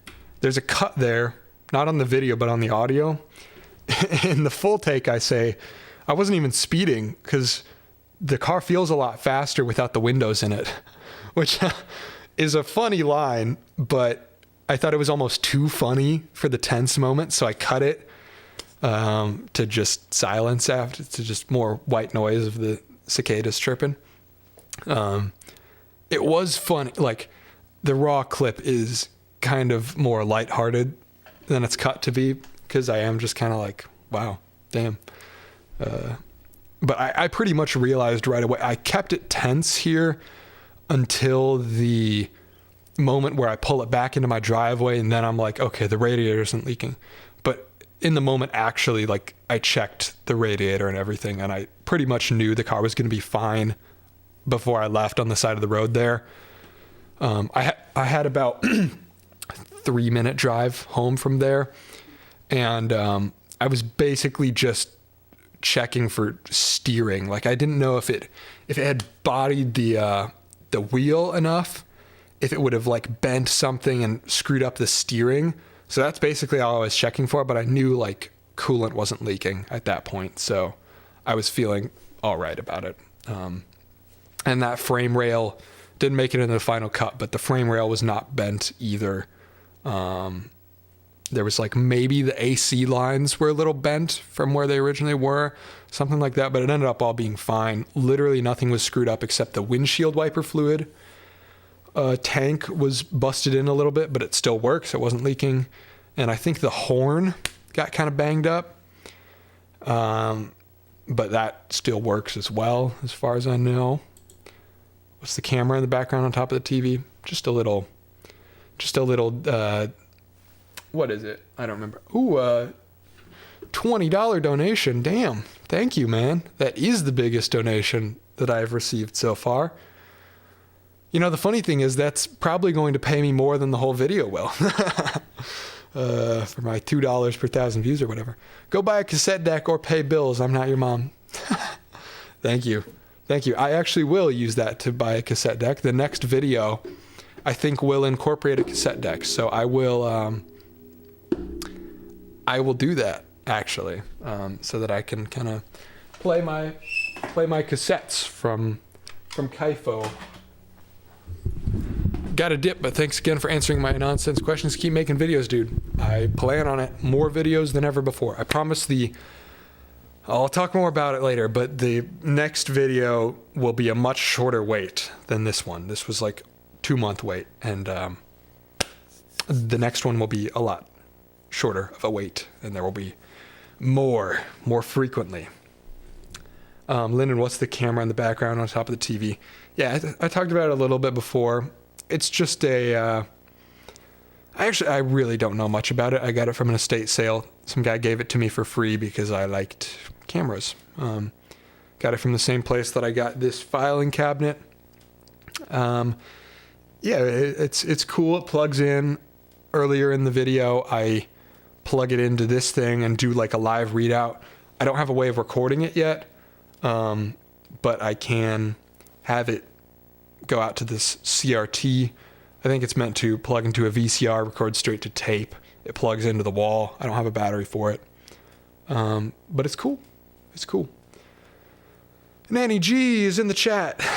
Deer can do jumping jacks. I've seen it at 3 a.m. deep in the woods. Beautiful. Beautiful. I'm glad. Maybe he did do jumping jacks. I didn't see it, actually. So that's the other fun thing is Nathaniel we were lucky that the three of us were driving in line. I was in front, and Nan was right behind me. And so he saw it all, because when the deer kind of bodied that corner, it kind of flew off, and he ran off. And so Nathaniel, right behind me, saw the whole thing. So I guess if the deer did do literal jumping jacks, he would have seen it. I can't talk. I don't know. Also, that camera, people be asking about, I think it loads full VHS tapes when I had my hands on it. That's what it seems. Yeah, it feels like it's big enough to, don't want to drop that. It feels like it's big enough to load full VHS tapes, right? I have not examined it deeply enough to know for sure. I need to look into it. Oh, wait, does this move? We're discovering new things together here, everybody. Is that a separate part? There's mysteries, but it feels like it's the exact right size. So this thing slides, which I think is just a shoulder kind of cushion for your shoulder. There's got to be a way in somehow. But I, honest to God, do not know where it is. Camera, VCR. I don't know. I'll have to investigate more thoroughly later. Honestly, I haven't looked into this camera enough, but it's really cool. And the autofocus works surprisingly well. Will you ever do a room tour? Because your room is an absolute dream. Yeah, thank you. I've worked on it for a while. Yes, I actually have been thinking about that. Like a little studio tour would be kind of cool. Part of my plan for the next couple months is lower fidelity videos more frequently, so less of these really like almost short film-esque videos. Less of that. I still want to do those, but in between some more lower production value stuff, still like well produced, soundtrack and voiceover and stuff. But and I think one of those videos will be kind of a tour of the studio as it stands today, because aside from these live streams, I don't know, the videos that I make are strange because they offer you like a slice of my life in a very deep context, but like my day-to-day regular like basic aspects about myself are not like well known or well presented. So it's kind of funny that like I do super deep dives on certain things on my channel, but like the basics, like my studio layout, is not really documented. So that is definitely something that I will do down the road, hopefully soon, actually. While we're on the topic, what are your initial impressions on the FX30? Yeah, so I just bought an FX30. Most expensive camera I've ever bought, for sure. 2 months ago I was filming on a Canon M50, which you can get now for $300-400, and now I'm shooting on a FX30, which is maybe a little silly, but my initial impressions on it versus the Sony a6600 that I also have. I used the a6600. Now it's a B cam, but I kind of used it to get into the system and, buy some lenses with a cheaper body before upgrading the body. Because like if I had spent all that money on the FX30 right off the bat, I wouldn't have had money for lenses, basically, without overstretching my budget. Initial impressions. The picture, unless you're shooting like Cine EI, which I don't even have the cards for, unless you're shooting like crazy high bitrate, which I don't want to do. I don't want to have that much storage on my computer of like these giant files. So I'm shooting at a fairly low bitrate compared to what it can do. The image doesn't actually look that insanely different from the A66. The big difference is in dynamic range, where like when I was shooting last month, I would shoot like towards this corner of my studio. And so during the daytime, I would get all this light from the windows back there, shooting directly into the windows, but also a lot of low light of like down here where there's like not as much studio light. And with the A66, I could not capture detail in both the extreme lights and the extreme darks in the same frame. But with the FX30, I can just point it at whatever and it's going to handle it and it's going to pick it up. So that's one big thing, is just ease of shooting, in that I can kind of point it at whatever and it captures the detail without needing to worry exactly about exposure as much. Autofocus is solid. It's a little better than the A66, but not that much better. I actually really love, it's funny because it's such like a, cinema camera or whatever, and it's got so many bigger features than this, but I love the power zoom switch. I don't know. It's useful for the way I shoot, at least. And just the controls being dedicated, like a dedicated white balance switch, a dedicated ISO switch. It's much better than a kind of hybrid photo video camera like the A6600, where you have to kind of program it and set your buttons to be the more video centric camera that you want it to be, whereas the FX30 comes out straight like that and it just looks sick. But yeah, and full HDMI port rather than micro is a big deal for me, especially with how I'm shooting now. So this is the FX30 and I've got it plugged straight into a capture card, and that does wonders. The mini HDMI is not reliable. In the moment, I didn't know how to feel about this happening. All I knew was that I needed to drive back 4 hours to Cleveland. So this is the only other 2-shot sequence using this whole map thing. So I probably spent, 45 minutes painting this giant map set for two-shot sequences, probably on camera for a whole 6 seconds. Less than 2 days, and to that I didn't want to abandon the Tucson. I got it home and... Oh yeah, another fun fact. That whole segment of the farm clip up to that line, I didn't want to abandon the Tucson, aside from those shots of the map and stuff, that was the first thing I edited for the video. I edited that scene like a week after the events of the video, like this weekend that it takes place over the course of. That happened in like September. And then like 2 weeks later, I edited that whole scene of the farm scene and the deer crash. And the rest of the video, I didn't pick up and finish. And like everything that I filmed with the mini Tucson, all of that happened like 2 weeks ago. Whereas the rest of the video, the actual events of the video, the deer hit and everything happened almost a month ago. Over a month ago now, right? Was it October or was it? I don't know. It's in the description of the video.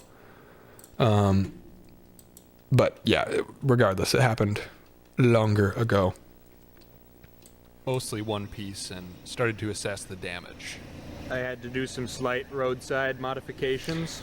This is a bummer. I had this recorded, but when I passed the camera to Alex to record me sawing off the wheel well, I accidentally pressed the record button and it stopped recording when I handed it to him. So no clip of that, but honestly, I don't know if it would have added that much to the video anyway. It's almost more of a comedic moment than a dramatic moment that I'm trying to make the tone of this. So it's fine. Cutting away this this wheel well so that it didn't scrape. But aside from that, it's actually mostly fine. I looked out, the radiator is fine, it appears. Definitely not leaking coolant. I might eat my words later, but seems like I got off easy. The cosmetic damage was bad, but underneath, the heart of the Tucson was still beating strong. It was kind of sad seeing the Tucson like this. I was determined to make it right, at least getting the plastic bits out of my headlight and fixing the massive panel gaps. A massive panel gap. That shit looks so nasty. Not good. I could have, like, the stakes are actually lower than I make them seem, because I'm like, oh, I have to fix all this before I drive back home. But like, I could have driven it like this. It wouldn't have been nice, and I probably would have gotten pulled over, and they're like, what the hell happened? Did you hit and run somebody? But I could have driven it home like this. Like, I didn't need to fix the dent and also finish the paint job in one day.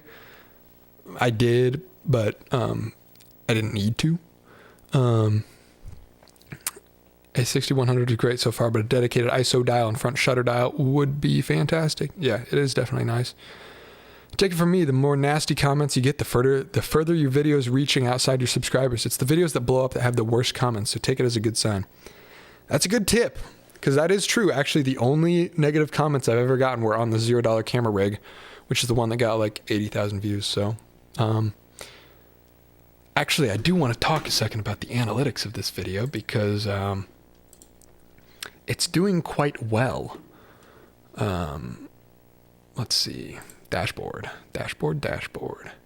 Content. Boom. Analytics time.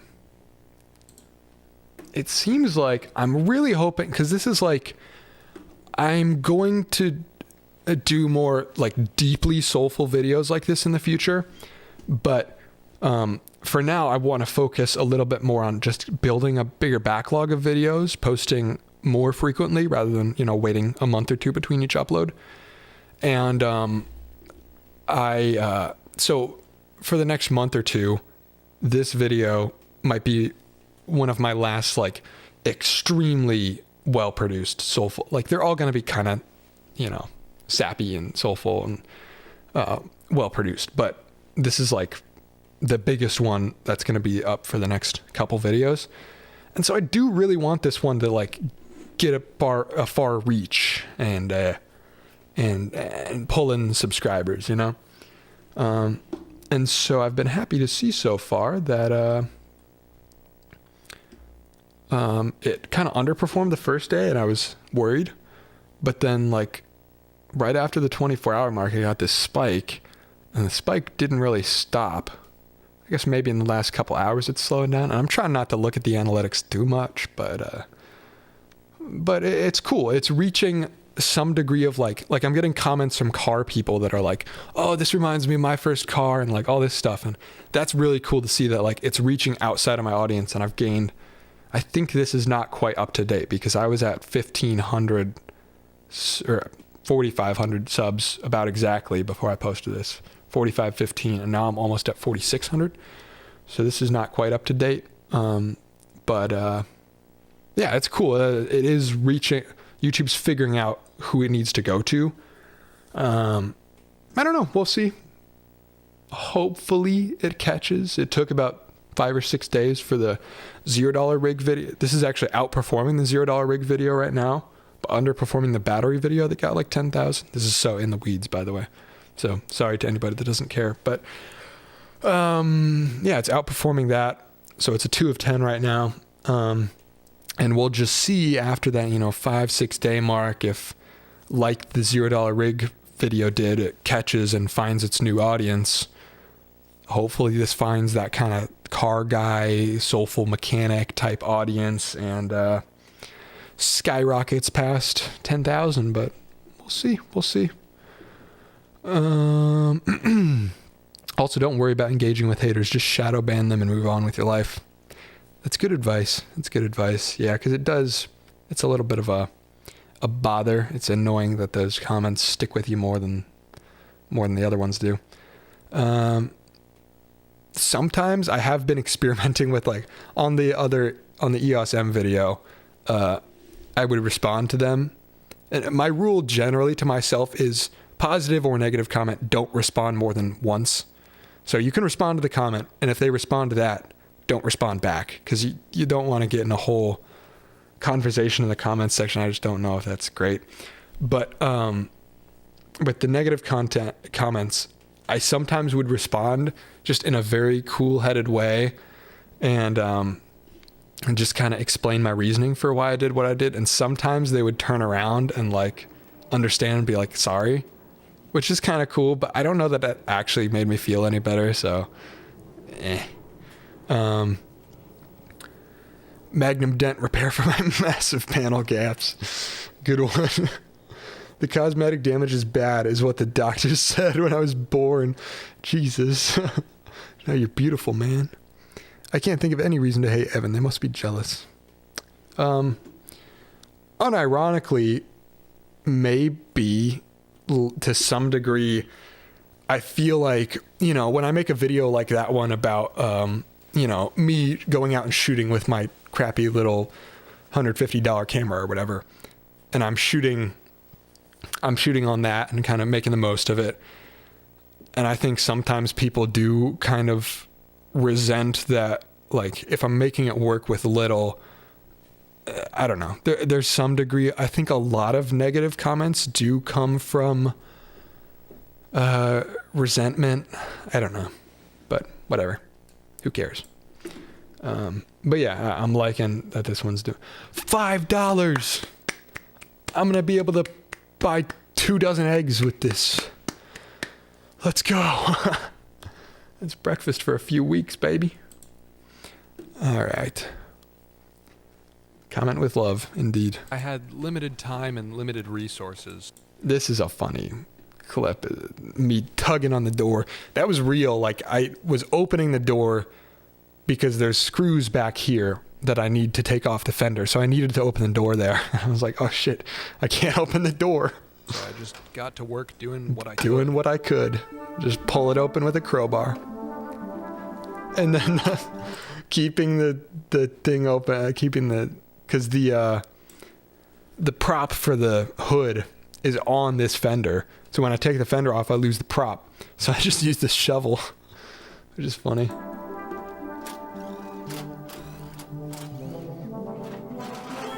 Any sensible person probably would have scrapped this car by now. It's objectively worth basically nothing. The interior is stripped, every body panel is ruined. This is so funny. But for whatever reason, I keep finding myself here. Me just jumping on it. There's like a 80, 90 second uncut clip of just me jumping on the fender.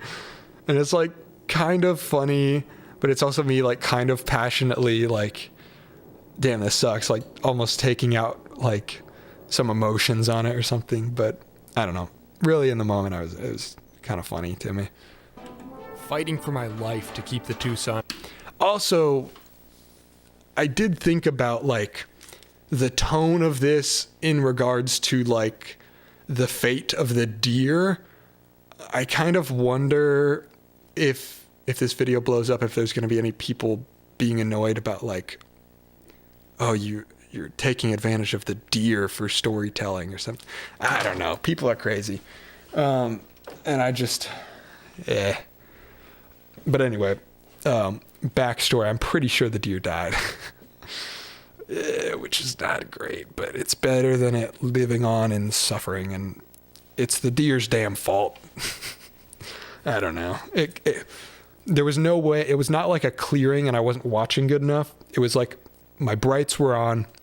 I was driving next to a fence, I believe, and the deer hopped the fence probably like 15 feet in front of me. There was nothing I could have done. Actually, if I had hit the brakes harder, it would have gotten further in front of me and it would have hit head on, and it probably would have had a worse fate. It pretty much just, I got it right in the front, on that corner. So I don't know, if I had slowed down quicker, it would have been nastier for both the car and the deer. But the next morning, somebody else that I know found a dead deer on the country road over to the direction that it ran. So that was probably it. But oh well, you know, life goes on, shit happens. I'm out of the scrapyard and on the road. Maybe it's a crazy feeling that cars have souls. Maybe it's a desire to be resourceful with what I have. That kick right there was bad. I don't know if you noticed it, but like the fender looks pretty good here. Like it's kind of in the shape that it should be. And then I'm trying to fix this panel gap, which was more the hood's fault, not the fender. And I kick it. And I kind of make it worse. Well, I make that line better, but now this is dented in. So later on, I stuck the crowbar in there and kind of pushed that back out. Whatever it is, I find myself here, kicking and hammering my fender straight again. I kind of like it. It's much less. It actually looks like remarkably good. A sad look. for jumping on it. Than a few hours ago. Sander down. I love this shot for some reason. Just the glare coming in here is like super golden. Something about the light hitting it. My dad just sent me an Instagram post. Is this related? Is he watching? No, I don't believe it is. It's just these guys with these steampunk big old things. Look at this. Wait, hold on. Is this related, Dad? Are you watching? Look at him go. Wait. Oh, it's not going to work. But it's these guys with these giant steampunk tractor things. It's pretty sick. Gotta go to sleep now. It's way too late already. All the best. Good evening, Evan, and all in the chat. Thank you, sir. Thank you for sticking around. Good chatting. Lyndon says, I would be terrified of the hood falling on my head. Maybe just paranoid. Yeah, that would be unfortunate. But the shovel was sturdy. Probably sturdier than the original thing. Whatever that thing is called. I love this shot. I don't know why. And now, unless I hit another deer moving up the driveway. Oh, I didn't put that back on. Silly me, you're looking at my face when you should be looking at the beautiful shots. this shot I really like. And the key jangling and the start. I wasn't intending to use this clip for anything. This was a clip of me masking the windshield, which I didn't use at all. But I just happened to get me pulling it up the driveway, and I ended up using that and not the thing I intended to get. And now, unless I hit another deer moving up the driveway, we're finally ready for primer and paint. That's my brother's truck. I'm sure if this video... I gotta stop thinking about all the things people might shit on me for, but I'm sure if it blows up and I get nasty comments, some of them will be about me painting so near to the truck. But the wind was blowing kind of this way, out this way, not back at all. So I made sure I checked no overspray on the truck. Oh, he's in chat. Hello, Grant. Seeing the actual process of the fender fix through the video was a funny reveal because I only saw before and after. I assumed it was painstaking, delicate process. Nope, it was some jumping. I mean, it was actually more painstaking than it was in the video. Like I jumped on it to get it generally straight, and then I just hammered along this body line to kind of get that to stick out more. And then there was a lot of correction of this little thing was like curled in on itself and this point, and the hood was actually screwed up too. There's still this wedge here that's annoying, but yeah, all good there. And there you can see the kind of dent, the warped plastic in the windshield wiper fluid, but again, that wasn't leaking either. So got off really lucky. This experience was tiring, wrecking the whole corner of my car at 4 a.m. and then fixing the thing and painting it all the next day before a 4-hour road trip. This part of the video, I went back and forth for a while on what I was going to say in the voiceover here. Usually it's pretty linear. For the first like rising action of the video, it comes pretty natural to me. But in these parts, it's harder to kind of figure out what I want to say. Because, you know, the natural progression of things in the start of the videos is always kind of switching between establishing the emotions and the kind of more philosophical story I'm going to tell. Philosophical is a big word, but, you know, the emotional story I'm going to tell. And also the technical details of the project. So that's all pretty straightforward. It writes itself. The second half of the video, coming up to the close and the closing thoughts, is a little harder. So this scene was kind of hard to figure out what I wanted to say. And I went through a couple iterations of like, you know, iterations, not alliterations, of me talking about, you know, the tech of what was happening. And there was a lot more footage here of, you know, we're 8 minutes and 30 seconds in. There's only 2.5 minutes left in the video. And I'm only just now laying down primer. Originally it was going to be longer and go more in depth on the technical details. But then I realized, like, you know, this video isn't really about the paint job. And so at this point in the video, you're kind of in it for the story. And the story involves the paint job, but it's not entirely, like, you don't care about the methods of whatever I was doing. So I didn't end up using any footage of masking it, and I barely used footage of priming and painting it. And in the end, you know, I realized, like, oh, talking technical details isn't it here. And I when in doubt, I just kind of talk through the emotions of what I'm feeling in that moment. And I think I kind of forget that sometimes. And then when I end up doing it and I get into the voiceover and start talking about, like, here's what I was feeling in this moment, then I'm like, oh, this is natural. This is where it needs to go. Sometimes I forget to tell people, like, what I'm feeling in the moment. As tiring as it was a good reminder that things don't last forever. I don't like that. I don't love that line, because in the end, I'm kind of saying that things do last you can try to make things last forever. So it's a little bit of a I wish I would have just worded it a little different, that, like, things have a natural expiration date or something. Jay says, "Well, I have some overspray on one of my bikes from a different painting activity, giving the bikes more character and memory." That's cool. That's cool. I overspray on my stuff all the time. So much of my stuff is overspray, but I am careful to not screw up other people's things, unless it's my apartment. There's no overspray on my apartment, which, I'll get some touch-up paint before I move out. In regards to overspray, though, it usually, if you didn't prep the stuff, well, I guess you're saying you like the bikes with the overspray on it, but if you didn't prep it for paint, like it's not sanded, usually there's probably a bit of dirt and grime that's separating the paint from the rest of the bike. And so you can use like a light solvent. Like you don't want to use an acetone or anything, but you can use a light solvent and kind of with some scrubbing, you can get overspray off.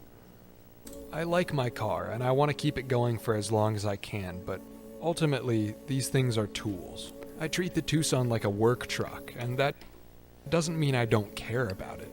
It means I take good care of it, though I'm not afraid to use it as the piece of equipment that it is.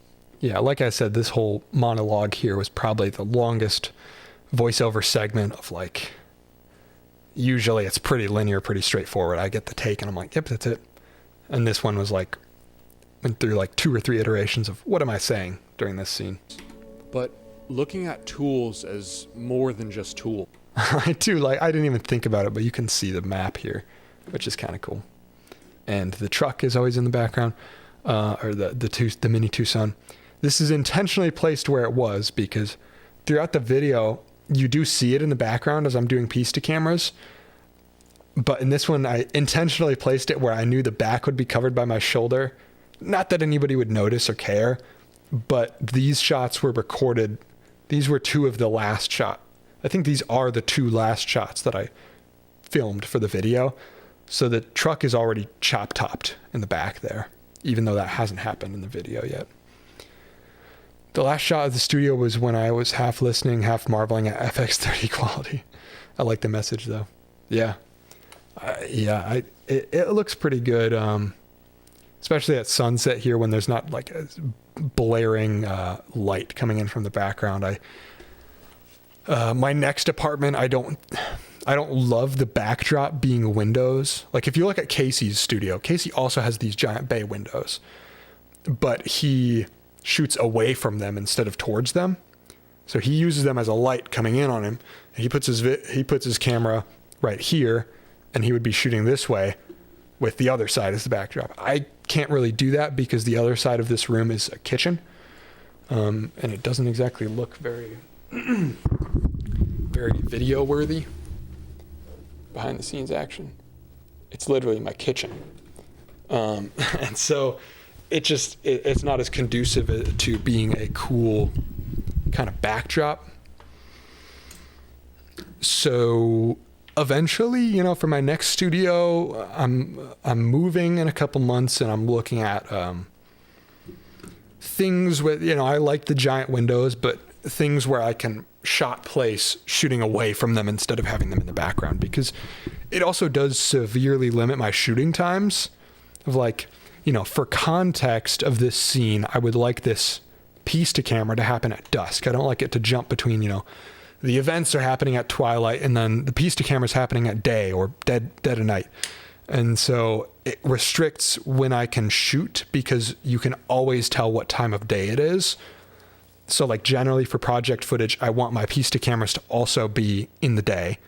But like here, because I'm painting at dusk, I want the piece to cameras to be at dusk. So, it's a thing that I would like to work out on the next studio of like not having giant windows in my backdrop. Is kind of the whole And also just being backlit doesn't look as good for video. ethos behind this channel.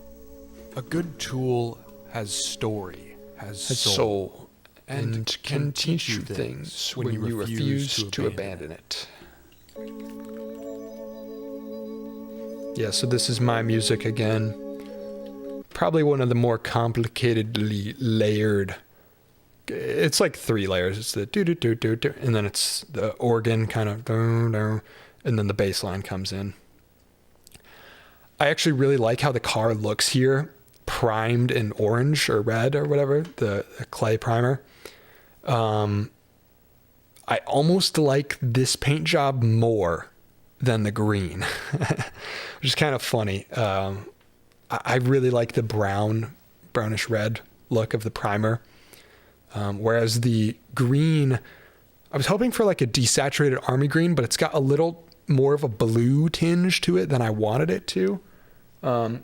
Although once the paint fully dried and set, it did dull out more, and I like that. And I think over the course of time, the sun will, because I didn't clear coat it, the sun will kind of dull it out more, which I like.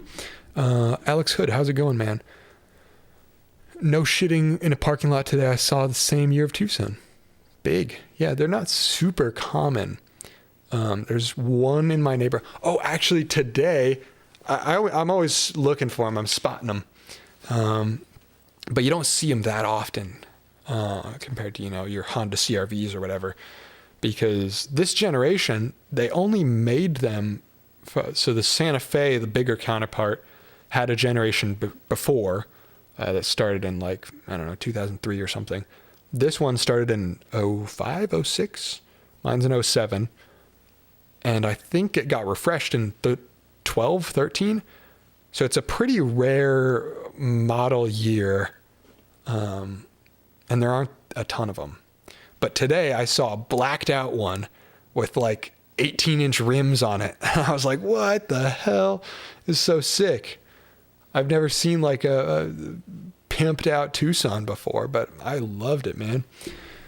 Eventually I will, put some bigger tires on it. When I have another car to be my daily driver and some space to, park this thing when I'm not living in an apartment, I would love to, do a whole mud and rig with it, go crazy. Canada Post has those Japanese imported CRVs that are right-hand drive to drop off things easier. Yeah, that's sick. There's some Jeep Wranglers that are like that too. Some right-hand drive Wranglers in the US.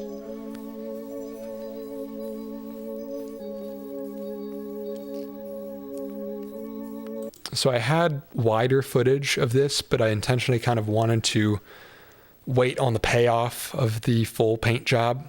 So I'm using just a couple tight shots, no voiceover, just kind of building this is what we're waiting for, the final paint job.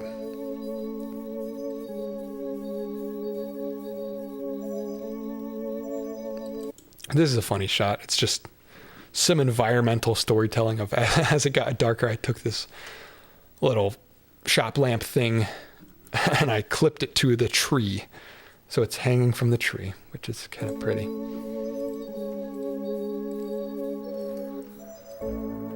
And so I painted late into the Oh boy, cheap gas, baby. Cheap gas. If only it stayed around $3, the night with a long trip home waiting for me in the morning. This is an FX30 shot, which is shaky and noisy and junk, but I'm very impressed by, I was able to get something out of absolutely zero light, whereas most other cameras would get nothing here. I questioned that lamp too, then I realized how cool it looked there. Yeah, it was kind of silly. It was a vibe though, painting out there into the night with my little lamp hanging from the tree. I was dealing with not the greatest painting circumstances. Setting out on a road trip in a car you fixed yourself, it's a good feeling. And even though this isn't the pickup truck I always wish I'd bought instead, I love this thing. And I don't plan to let it go anytime soon. Big moment. I don't know if you can tell there. So this was literally the last thing that I recorded. Is voiceover for this because so I recorded this a couple days before posting the video. The implication within the story is that this is me driving the next morning, but this is actually me at dusk on a different weekend. So it's not actually a sunrise as it would be in the video, but smartly I placed this intentionally so you can't see the paint job, but I'm still in the context of the Tucson, kind of delivering the piece to camera. But the audio was so terrible here. There was some wind, so I was holding it really close to my mouth, and then whenever I said Tucson, it would peek out the audio, and it was not good. Ordinarily, I would have let it be, but since this was like the peak moment, like these are the last lines I deliver, like especially when I'm like, and I don't want to abandon it anytime soon or whatever. And I say anytime soon, that's like the big end moment, you know? And having my audio peak out when I go anytime soon, it sucked. It didn't feel good. And so the night before this went live at like 4 a.m., I went out to the street by my apartment and just talked into my iPhone to get the same sound quality. And I walked like a certain distance from the highway, so I got a similar background noise. And I tried to match it up as best I could. And in the end, I don't think you can really tell. And so I painted. Where the stitch is in terms of audio. Late into the night, with a long trip home waiting for me in the morning. So this is my mic, I believe. Yeah, that's my mic. You know, So this is me talking into the phone. At the start here, this is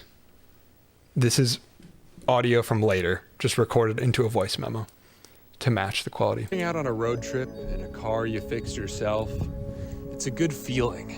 And that's the cut. The car I fixed yourself. It's a good feeling. That's the cut right there. But you don't really tell. This is the pickup truck I always wish I'd bought instead.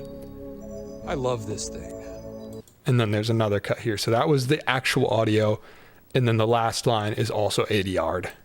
And I don't plan to let it go anytime soon. Which I could have lip synced it and kept the other shot.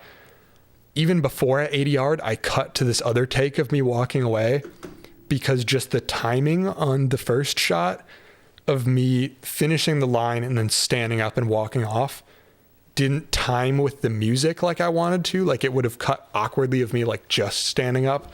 And I wanted that moment of me standing up and walking back to get in the driver's seat of the car. I wanted that to be a little earlier so that I could time it with the music and hit the beat back in on those rolling shots.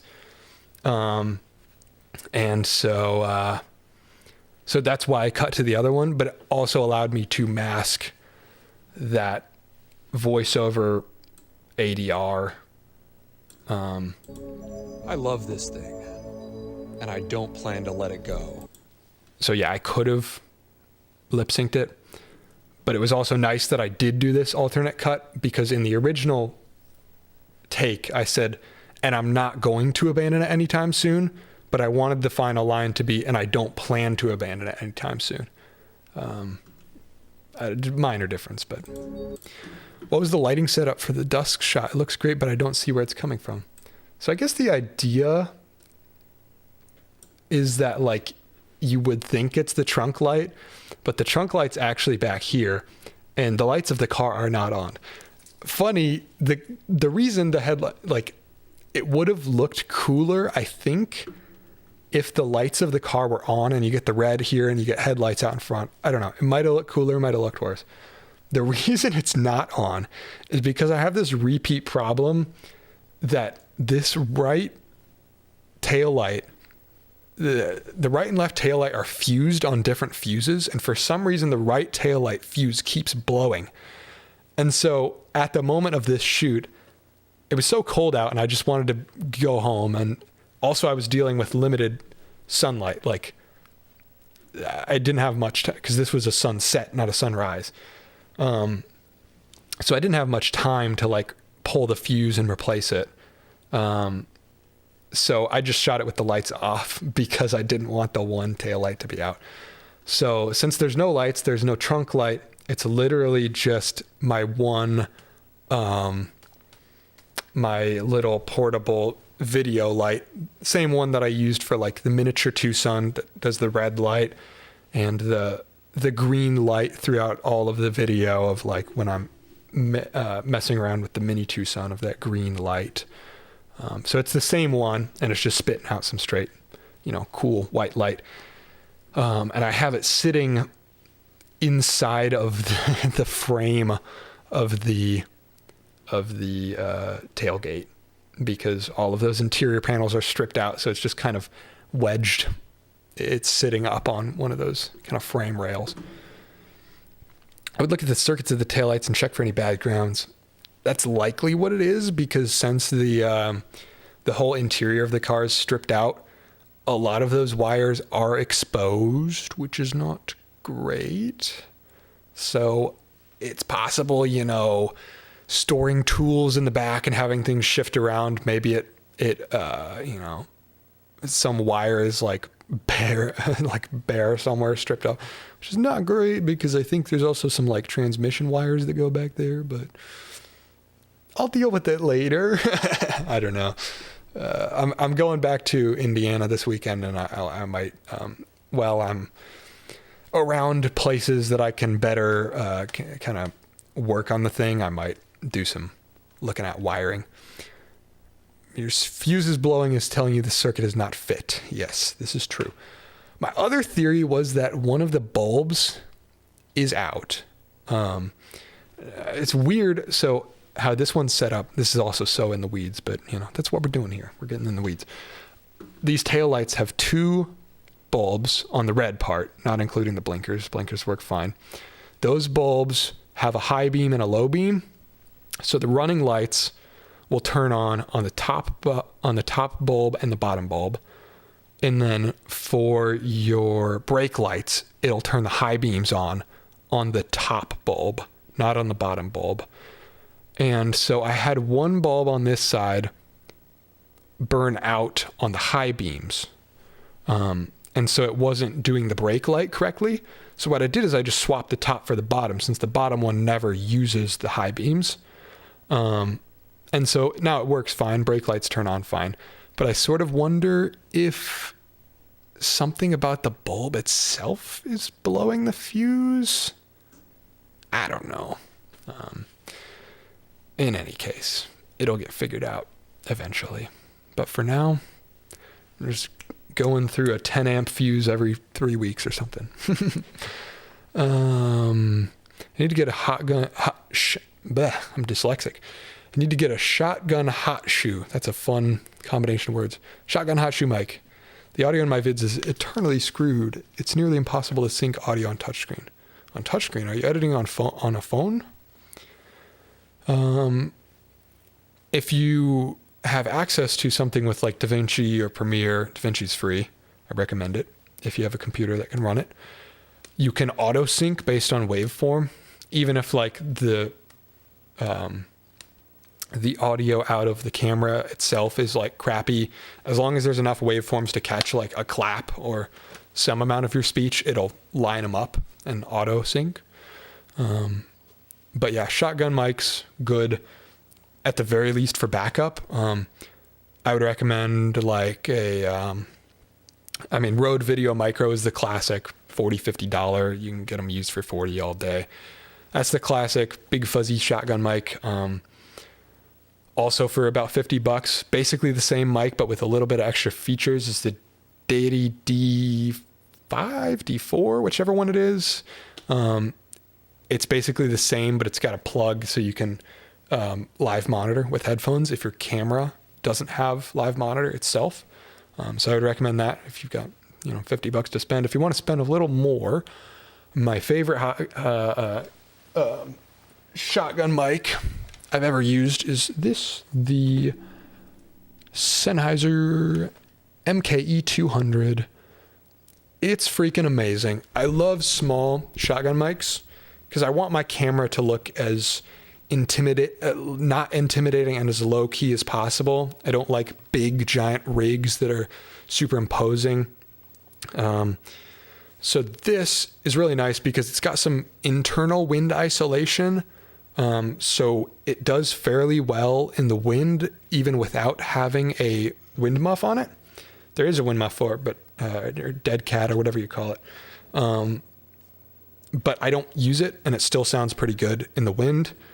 So good all around, and it doesn't look like a mic. So it still can kind of pass for like, if you're doing candid videography or like getting B-roll around a city. I'll drop my phone.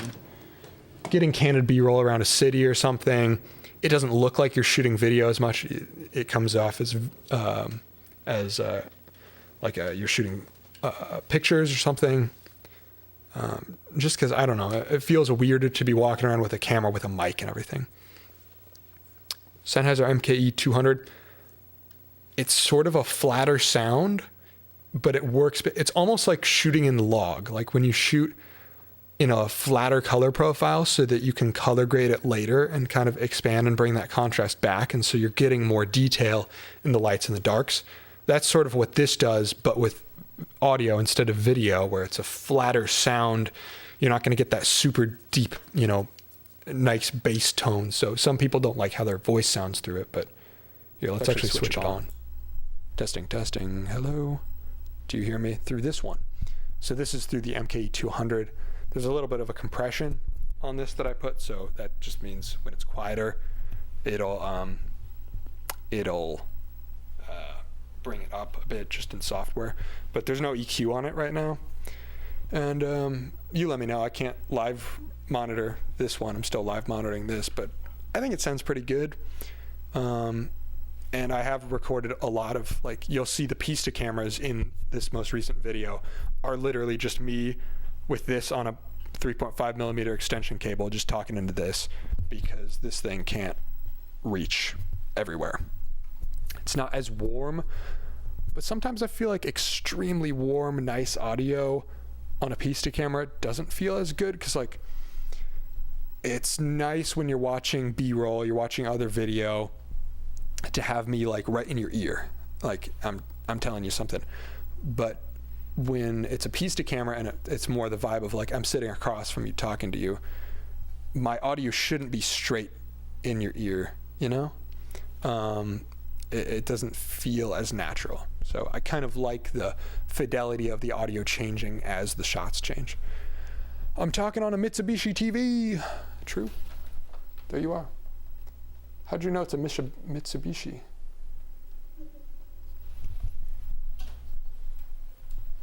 There it is. The TV. Okay, we're back to the regular mic.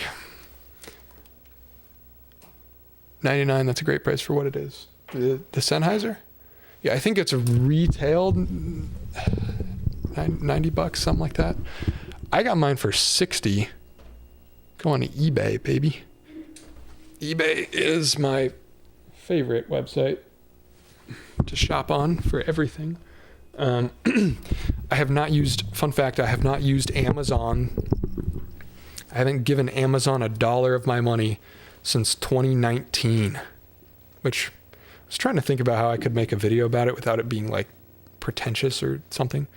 But I don't know. I like to vote with my money, and I don't like what Amazon is, they kill a lot of smaller online retailers, kind of like what Walmart did for brick and mortar. I doubt this, but maybe your taillights use 2 different bulb types for the top. It's possible. I switched them though, and they had the same mount and they look the same. I don't know. I'll have to look into it. What's the mic arm you use? Gator Frameworks, something. $50, $60 model. I think when I bought it, it was $50. Now inflation, it's $60. Which, fun fact. Oh, 99 Canadian. Yeah. Could have saved $300 on my camera with eBay. Yeah, buying used is great. Oh yeah, fun fact. This camera, or this mic arm, my camera is also on the same arm right now, which is a little bit, the FX30 is a bit heavy for it, but it's cool. I can move the camera around on the arm in the same way that I can the mic. And it holds it up pretty well. I'm pretty sure this mic, the Rode, what's it called? Pod mic. The Rode Pod mic is a pretty heavy mic. It's 2 pounds. And I think the thing is only officially rated for a little more than that, because the mics don't get that heavy. But it's holding up the FX30 just fine. I did have some issues before of the The M50 was a smaller camera, but when I would put EF lenses on it, so like the EF 24 to 105 or something, it would weigh it down and the thing would slowly drag down. But I'm actually surprised. This is the first time, just now, this is the first time I've had the FX30 on the arm and it's actually working. I think largely because the 10 to 18, the Sony lens is a lot lighter than the EF big old camera, or Canon lenses are, even though they're about the same size. They are. This one's a lot lighter. That's the one annoying thing though, is if I'm not careful, it'll do that. Like if I hit the desk wrong, so I've kind of had it laying on my monitor. My lamp can't even hold up its own weight and it uses the same design. It was $20. Yeah, I might have to tighten up the screws or something. Fun fact, I also have one of those.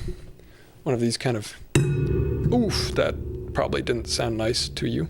Sorry about that. This lamp, I'm already as wide as I can be, but one of these, I modified it and like changed these spring locations on it so that now it counterbalances itself when it's upside down instead of right side up. So instead of being mounted from the bottom of the desk, it's mounted from the top, which is fun. Although I don't use it as much as I did anymore. Okay, back to this. We're almost done.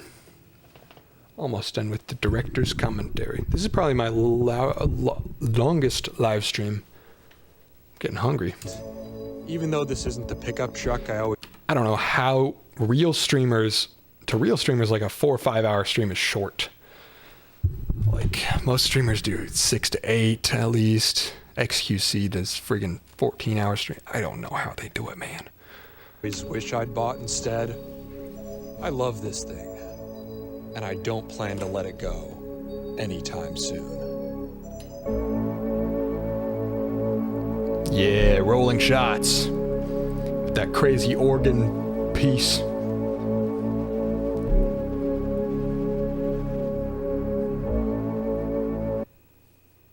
Just got an estimate from a trusted body shop. It's going to be 700 Canadian to fix the rust hole on my quarter panel.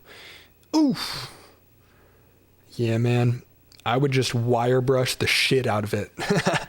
And just leave it. I don't know.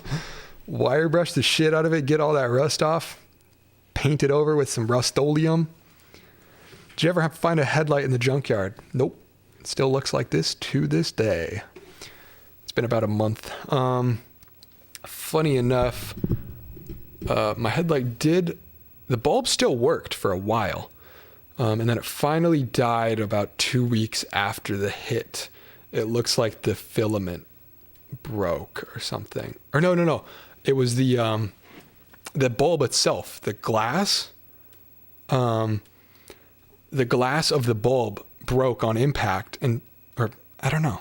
Maybe it just had a small fault and broke later. But for whatever reason, it was dead after like 2 weeks, and I looked at it, and the glass was gone. So like, I don't know how that, if it was like still working for a couple weeks without the glass, because it's LED. I don't know. But for whatever reason, it's working remarkably well, considering it's completely exposed to the elements. I'm thinking about not replacing the headlight and doing some Mad Max type shit,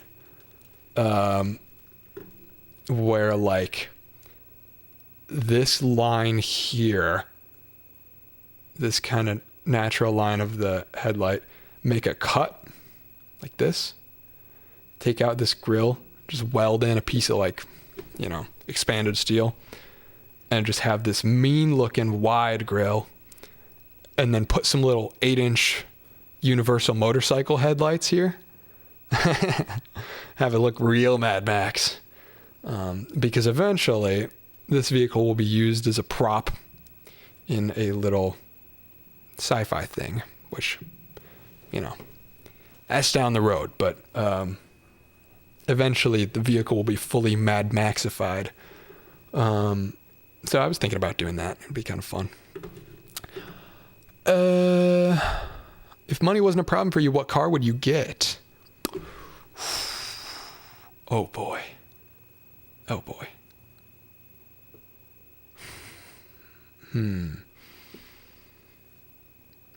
A lot of the cars that I want are like attainable. I think if money wasn't an object for me, I'd do a lot of crazy body swaps and stuff. Like, I'm obsessed with the idea of this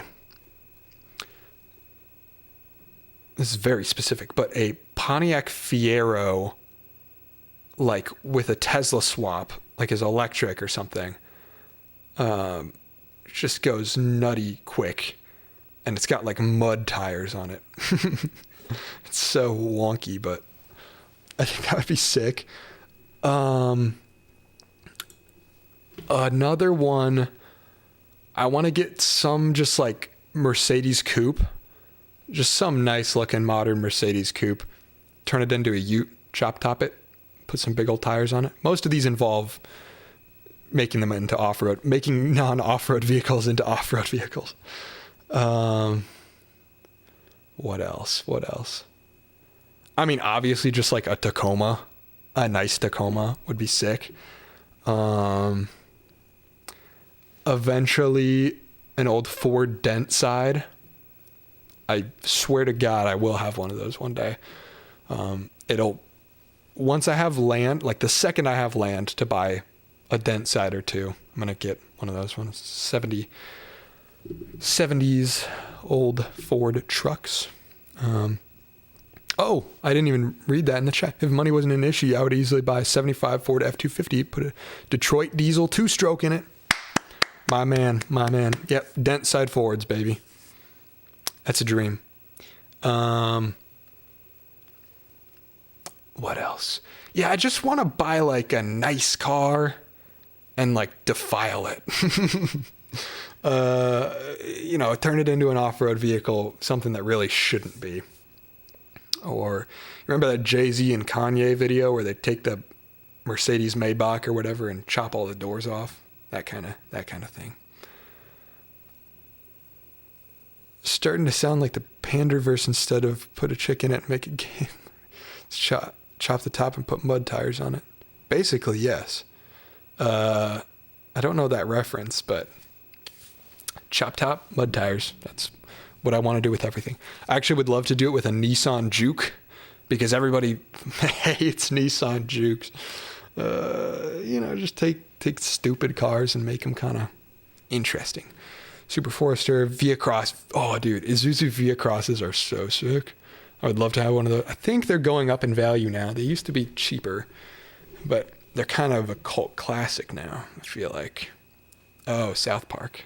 Yeah, never watched that. Ah, yes, the Nissan Puke. Yes, exactly. I would like to take universally hated cars like that and find a way to make them interesting. Or, the easy answer is like a freaking Ferrari Testarossa would be dope.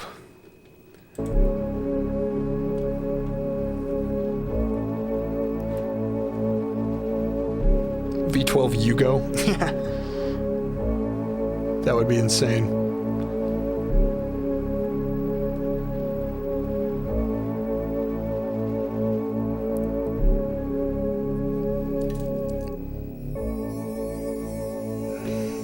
And a little teaser.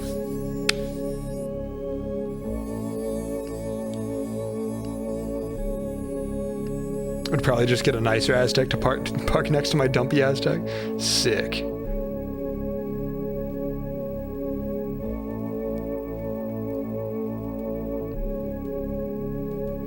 Yeah, the Tucson. Thank you for your time. Thank you for your time. Thank you for your time. One thing that bothers me about this scene that nobody will ever notice.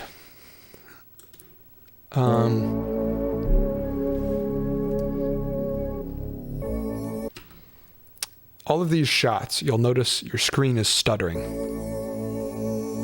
Not that one. This one. Your screen is stuttering. Nobody's going to notice it when they watch it because they'll think it's just buffering. but it's lag because I was recording direct with a capture card while I was playing a YouTube video and DaVinci Resolve was open. I've got CPU limitations right now. I'm on like an i7 10700 and I need to update to one of the new AMDs or something to be able to really handle the workload that I'm throwing at it right now. So there's a slight stutter in these clips, and that is not your internet. That's how it actually is. Some of them have it, some of them don't.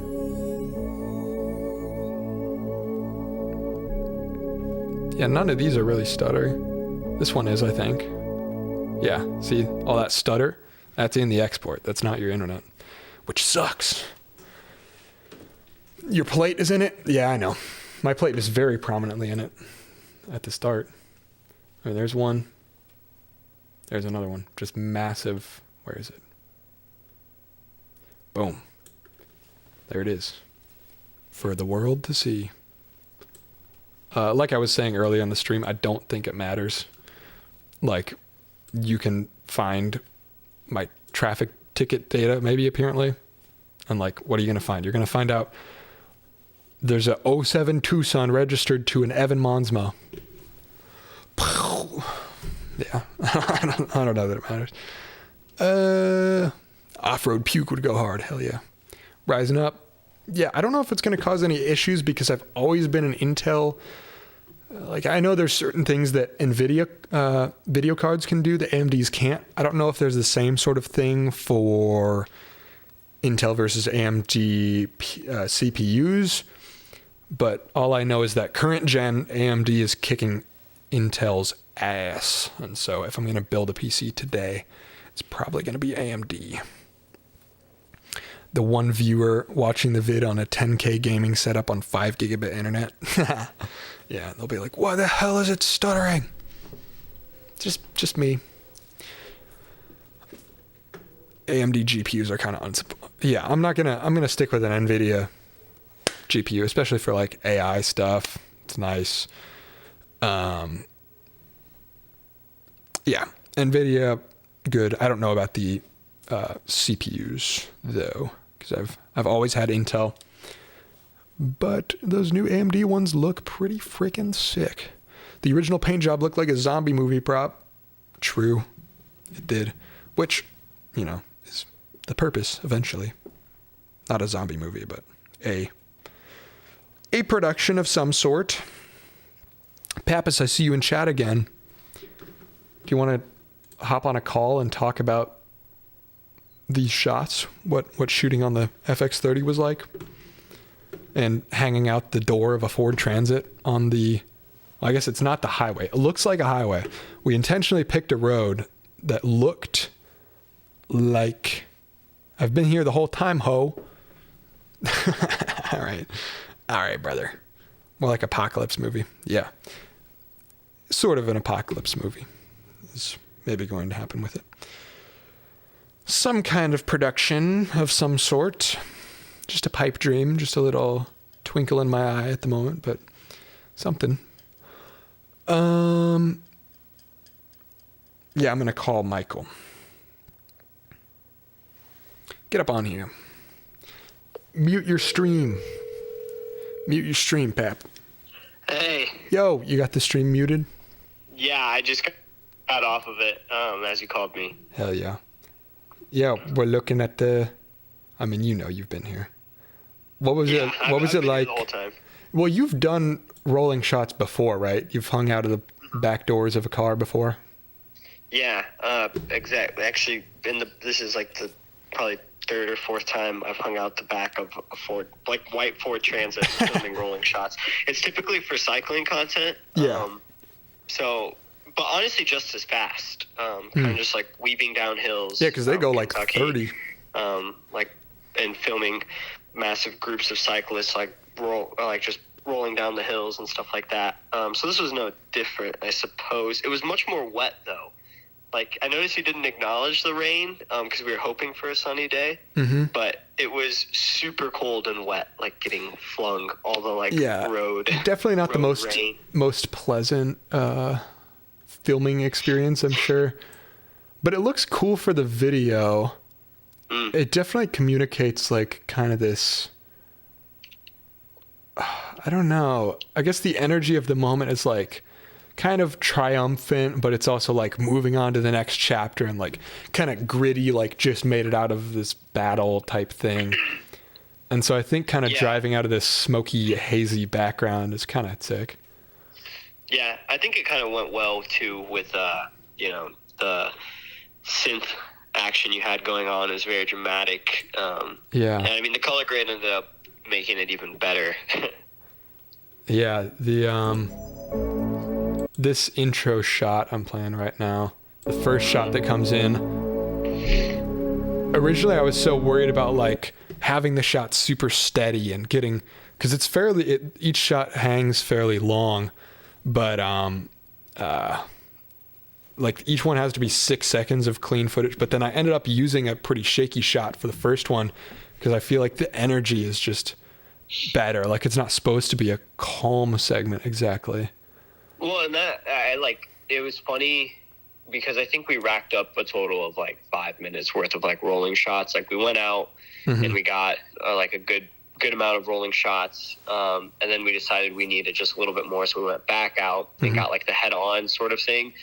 And initially, like you were just kind of like, you know, I want this shot, and then I guess I just need to figure out like we have to find something else that's usable. Like it was really, you just wanted a shot. You knew you needed a shot of like the back of the car and the front of the car with the headlight. And then everything else was kind of just like, we'll see what we can get. And that shot, I remember very specifically. At one point, the second time we went back out on the road to get shots, I actually was like, we had the 2 like doors open in the back of the Ford Transit. And like I was, you know, shooting outside of it. But for that one, that was like one of the first shots we took when we were getting on that road that we had decided to shoot. And that was shot through the window. And obviously that's like the magic of like the FX30. Like the autofocus was insane. Yeah, and you can kind of see the reflections of the droplets and stuff on that shot. Yeah. But I think it kind of adds. But that was like, I was honestly just getting a feel for the camera. And like getting used to it and just like kind of deciding like what focal length I kind of wanted to be at and stuff like that. And I was almost just like shooting around for kind of like some shits and giggles, and like thought it did look good. Like to me, it did look good too, but I was kind of shocked to see that you used that, just because I remember being like, oh, that wasn't really one that I was trying to, you know, I like the energy of it though. Make out of, but I love the movement of it. And yeah, to your point, exact. Yeah, it was sick. Yeah, what were your thoughts on shooting with the FX30 in general? I mean, as you know, gear nerd or aspiring DP or filmmaker, it's kind of everything you want it to be and more. Like literally, I feel like you and I go back and forth so much of like conversations being like, oh, I wish I had this, or I wish I had that, or like, we don't need this, we could do it this way. And we always find a way to kind of capture whatever story we're trying to tell, and are fairly pleased with it each time. But like holding that and just like seeing what it could do in the span of like 4 hours, I was like, wow, this is like everything you and I have talked about for the past year. And since that camera was announced, we were like, this would be the game changer for, you know, our films. And it totally is. And it's, I don't know, I'm eager to get in the writing room with you and see what we do.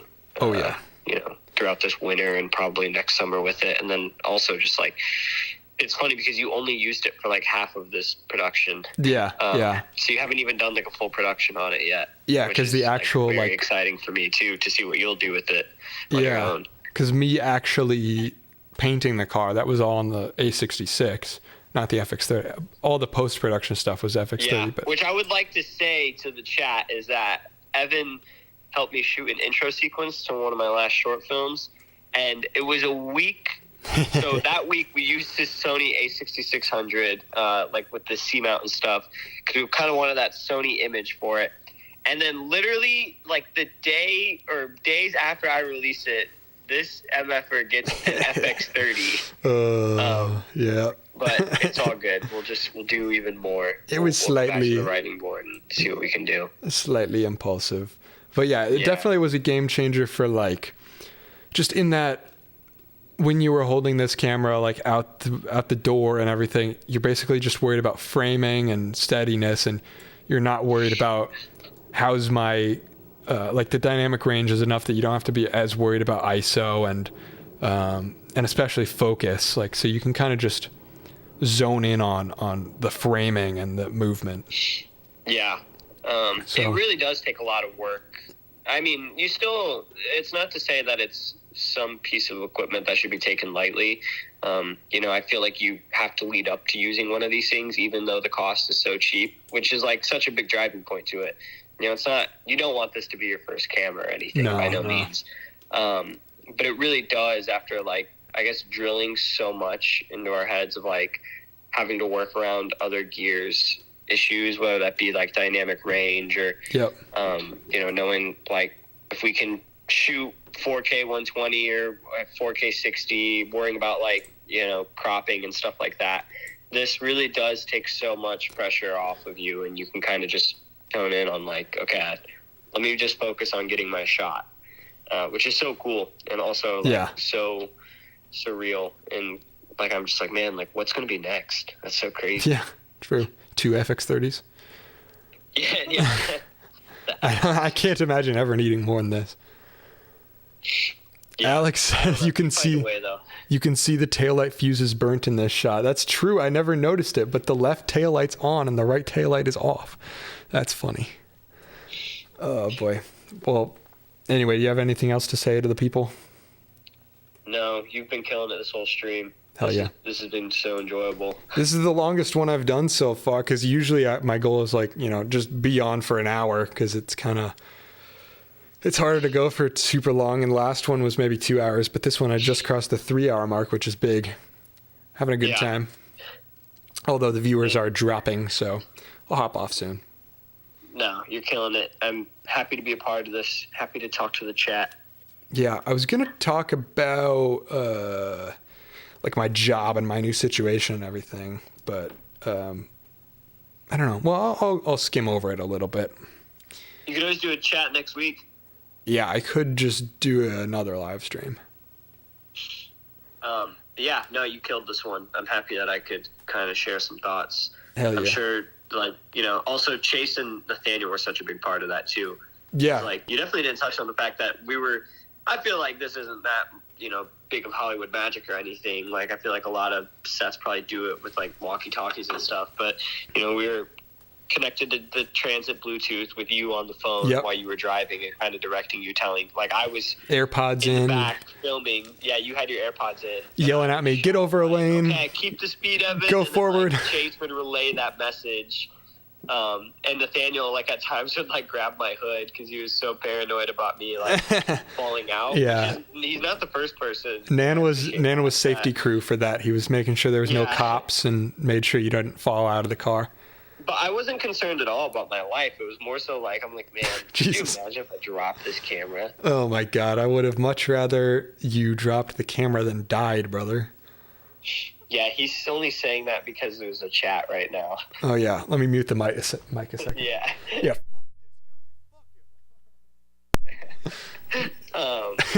Yeah, but there was a lot of moving components in that, sequence to get that. And then, I don't know. Yeah. It came out really good. Really fun though. Those type of shots are always so fun. It came out very good. All right, well, I'm gonna let you go. I'm gonna wrap up this stream. Probably another 20 minutes. It sounds good. Peace. Peace, brother. All right. Back to the chat. Long time. Any updates on second channel soon? I'm thinking I'm just going to bring that energy to the main channel.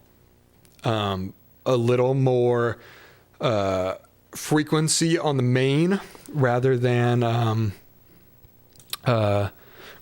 splitting my energy and kind of doing a secondary lower quality outlet kind of thing. I just need to get better at allowing this main channel to be the creative outlet that it can be and should be, rather than kind of segregating that off to a second channel. On mute mic got a lot quieter. That's funny. Oh, interesting.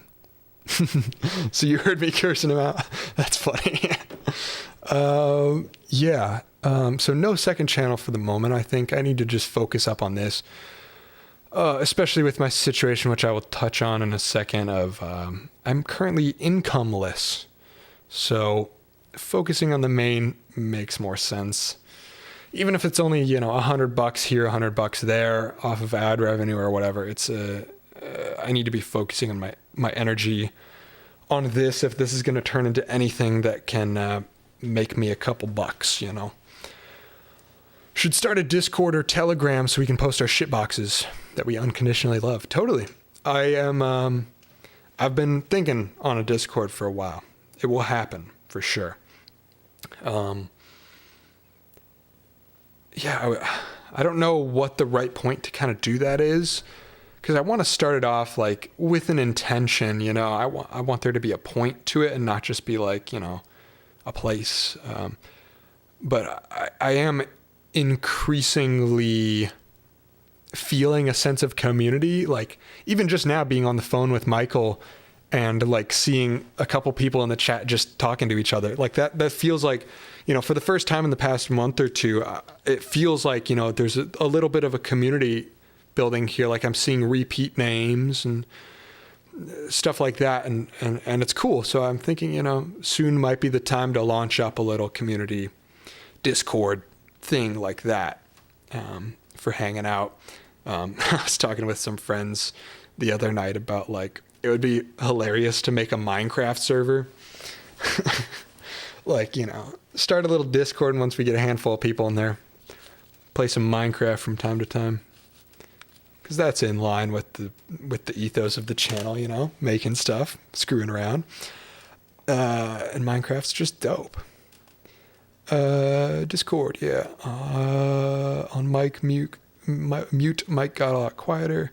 Community thing would be great. So many creative interest among the viewers. Yes, that's exactly what I'm trying to cultivate, is like this kind of wide, breadth of knowledge on different topics. And, each video, like, on this video, I hope to bring in some car guys. I brought in some camera people on the other video, and, slowly kind of cultivate this community of not people that are interested in any one specific topic, but people that are interested in just, interested in being interested in things, I guess.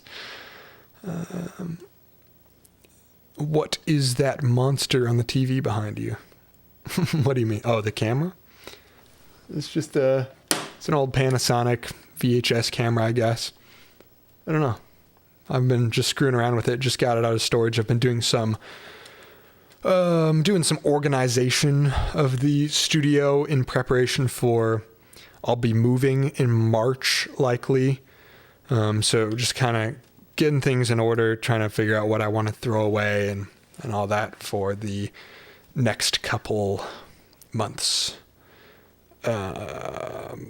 Future, my friend, the future of the Tucson. Super curious how you found a die-cast Tucson. Found it on eBay. Just eBay. They're kind of expensive, which is crazy. Like, the good quality ones were coming up on like $300. This one had no rear window on the tailgate. Some broken stuff. The wheels were off, missing a headlight. Bad condition. This thing was still like $100. 1/16th scale model, I believe. But yeah, they're expensive. I mean, it's well made. It's like, it's all metal. When you turn the steering wheel, it actually turns the wheels. The steering wheel on the inside of the car turns the steering wheels, which is so sick. Hell yeah, Minecraft. Sick. I'm glad that people are receptive to this. Well, maybe get that going. Get a server going, because I don't really play video games, but Minecraft is the one game that I do play and have played for a long time, since, I don't know. Oh boy, when did I start playing? before they added hoppers, so a while before the Redstone update. Minecraft server, good idea though. Yeah, that's auto art prices with like real carpeting and stuff. Yep. My A6100 better than that camera. Not even comparable, but it's, oh yeah, this camera, total nothing, not good. But it's a unique look. Wow, what that's high quality. Yeah, right? It is, it's kind of silly that I chopped it up and everything, but you know, it was in a bad state already, and this thing will be useful for future projects as well, and also just kind of fun to have. We're more interested in the mini Tucson than the real one. Hell yeah. Yeah. Sick. Yeah, it's got all the everything in it, man. I took off the engine cover just like I did on the real one, which unfortunately there is not a real engine underneath. It's just more bare bones looking, but it would be kind of fun to take out the dashboard of this one and kind of replicate the other one, but that's so in depth. I know, right? Impressive innovation over 20 years. Yeah, for real. Like a Honda City Turbo with Moto Compo detailed engine bay carpeting by Auto Art will run you like $700 or less. Damn. Yeah, man. I kind of want to swap it onto, there's some other 1/16 size chassis for like RC cars, and I kind of want to swap it onto an RC chassis so I can drive it around, which would be freaking hilarious.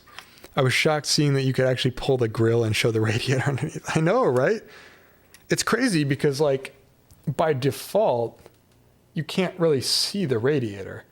I guess you see it through this grill here and you see it a little bit right here, but it's kind of ridiculous that there's an entire modeled radiator underneath. There's even like the pipe for the windshield wiper fluid goes all the way down.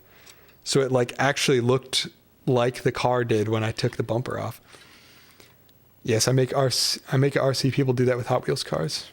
That's sick. Yeah, I know there's a lot more support for 1/18th scale RC than there is for 1/16th scale. Or no, other way around. This is 1/18th. Yeah, this is 1/18th. There's more support for 1/16th scale. But I could buy like a 1/18th RC Jeep Wrangler, put this thing on it, because I want to lift this thing and like make it look crazy. 1/64th, that's Hot Wheels, right? Yeah. I mean, I wish I made an RC out of a Hot Wheel myself. True. I have 3,000 of them. Damn, that's sick. Oh, I should find my old Hot Wheels collection. That's one thing that could be sick to have around. Cameo some little things in videos, put them around the place. But anyway, I'm quite hungry, so I'm gonna wrap up the stream here soon. I do want to talk a little bit about where I'm at, how I'm approaching YouTube, because this has been kind of a passion project. I mean, obviously I would like it to blow up and be a career. And I've been sort of treating it as like a passion project that I also put a lot of effort into as like a portfolio piece for getting jobs. Like I would like to work with other YouTubers. So for context, over the past year, I've been working for a YouTuber doing video editing, assistant, production, that kind of stuff. And recently they became in a position that they are no longer able to have staff. So I'm out of a job, unfortunately. So no money coming in right now. I was smart enough that I saved a bunch of money beforehand. So I'm in no rush to pick up a new gig. I've got rent for the next 6 months or so covered. But after that, it's a mystery where I'll be. And I feel okay about, using my channel as a portfolio, the work that I've done before to be able to get another job in the video industry somewhere, whether it be with another content creator or with just some media agency. But basically, in my mind, the situation is I've got the savings right now to be able to kind of just do this full time for the next couple months. And I think I'm just going to do that. Kind of take the YouTube thing more seriously, give it a couple months and see, if it shows promise, say by March, by the time I'm out, by the time I leave this apartment and move to wherever I move next, say I'm at like 20,000 subs or something. And I'm showing enough promise that, there's a couple $100 coming in each month.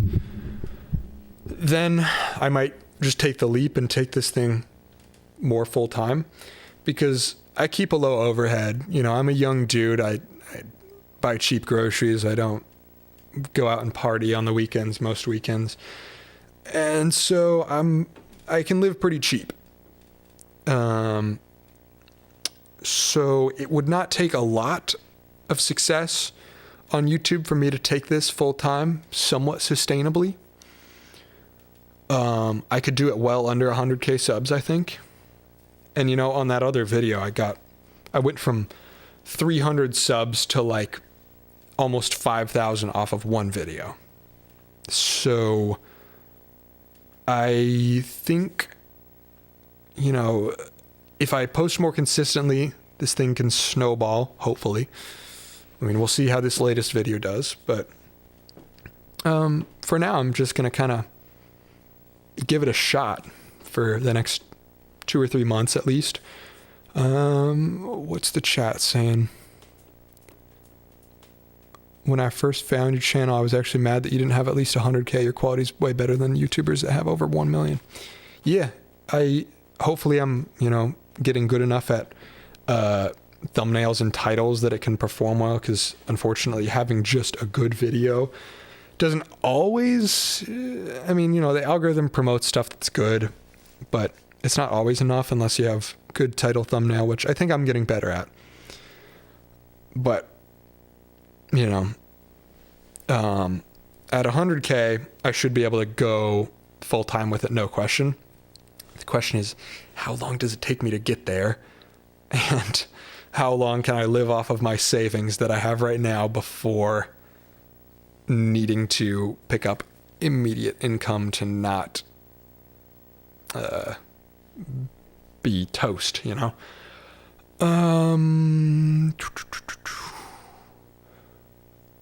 ever tried freelancing? Yeah, that's the plan for the next little bit, is picking up gigs here and there. Just at least so I'm draining my savings a little less fast. But I'm just going to see what I can do with YouTube, because the thing with freelancing is like, it's a full-time job in its own, just keeping up with clients, and it's going to be a way harder for me to keep up with the YouTube and doing that, at least in a full-time sense. So to me, it's like the YouTube channel has shown enough promise. It's super early to be considering taking it full time, right? I haven't even got my first $100 payout, but, which I think I'm going to get that after this stream and after this video, especially with the kind donations that have been coming through. Thank you.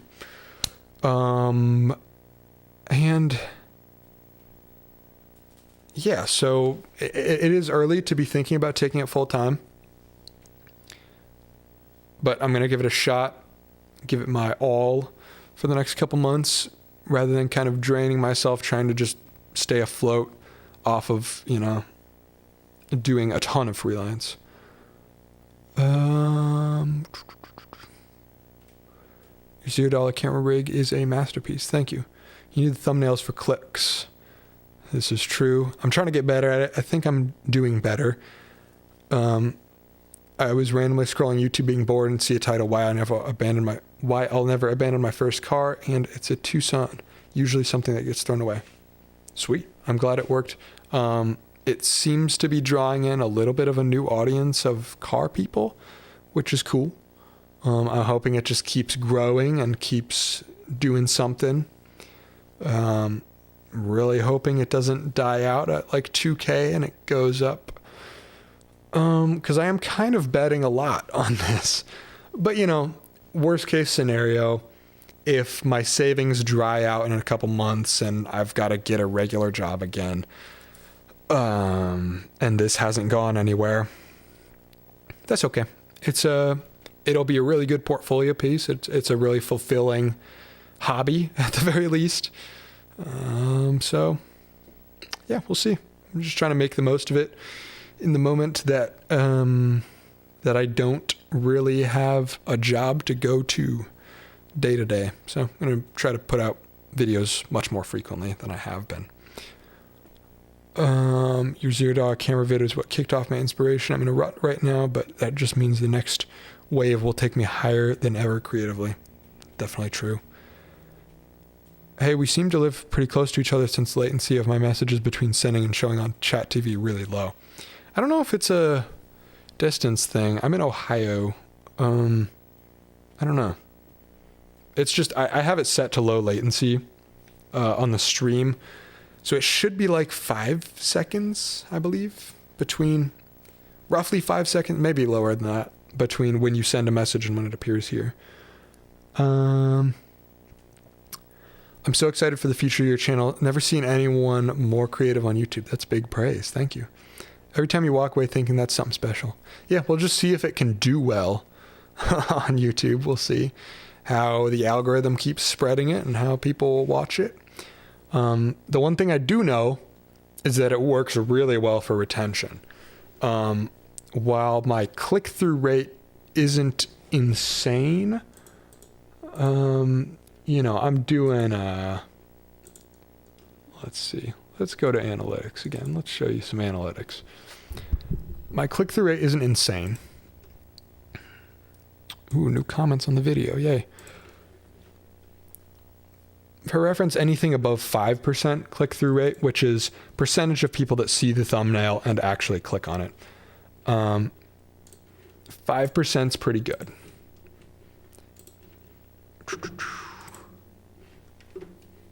Analytics. But like 10% is where you want to be. Reach. We're at 6.1 so far. So fine, not insane. The insane thing about my videos versus other types of content is this graph.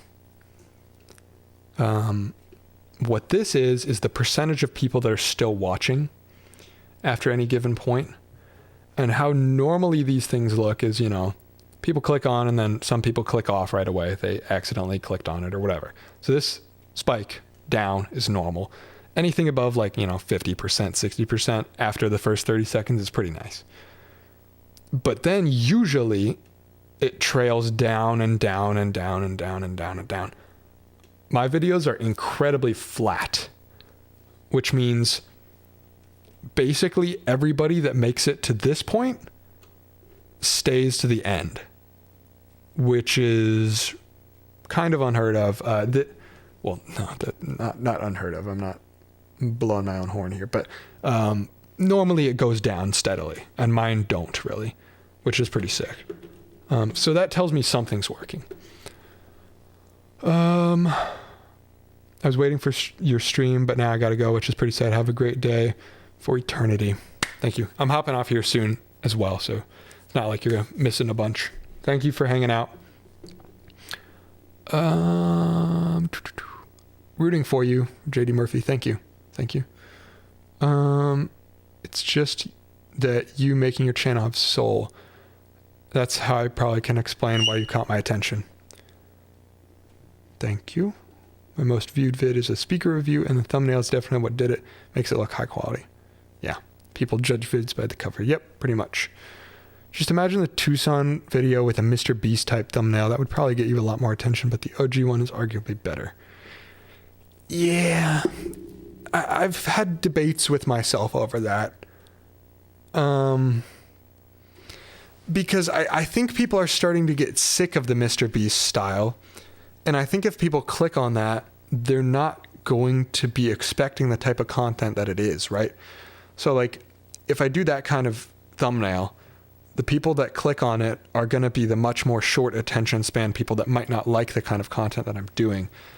And so I think it's kind of counterproductive to be super clickbaity. I'm being as clickbait as I can without being insufferable. Like, using faces in the thumbnail. So I'm kind of sticking to this format of crazy looking object, me blurred out, kind of looking at it in the background, and not like an overproduced, like I don't want it to look photoshopped. I want this to look like a frame of the video, right? So that it looks authentic and it communicates that authenticity. And then short, snappy titles. I don't know. If the video dies off, which hopefully it doesn't, but if it dies off at 2-3K views, I'll mess around with changing the title thumbnail, but we'll see. In any case, I'm extremely proud of this number. And I just turned on mid-roll ads, which is something I'm experimenting with. Something I'm experimenting with is the mid-rolls, because I sort of have a theory that naturally YouTube wants to promote the videos with mid-rolls on more, because obviously promoting one of those videos will make them more money. So I think it's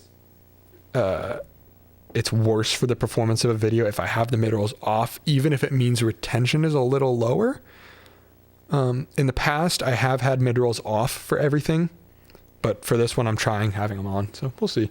And I did notice, this flat line happened at more like 50 to 55% before mid-rolls were on, and now it's lower, which might just be because it's gotten more views and it's less of my core audience.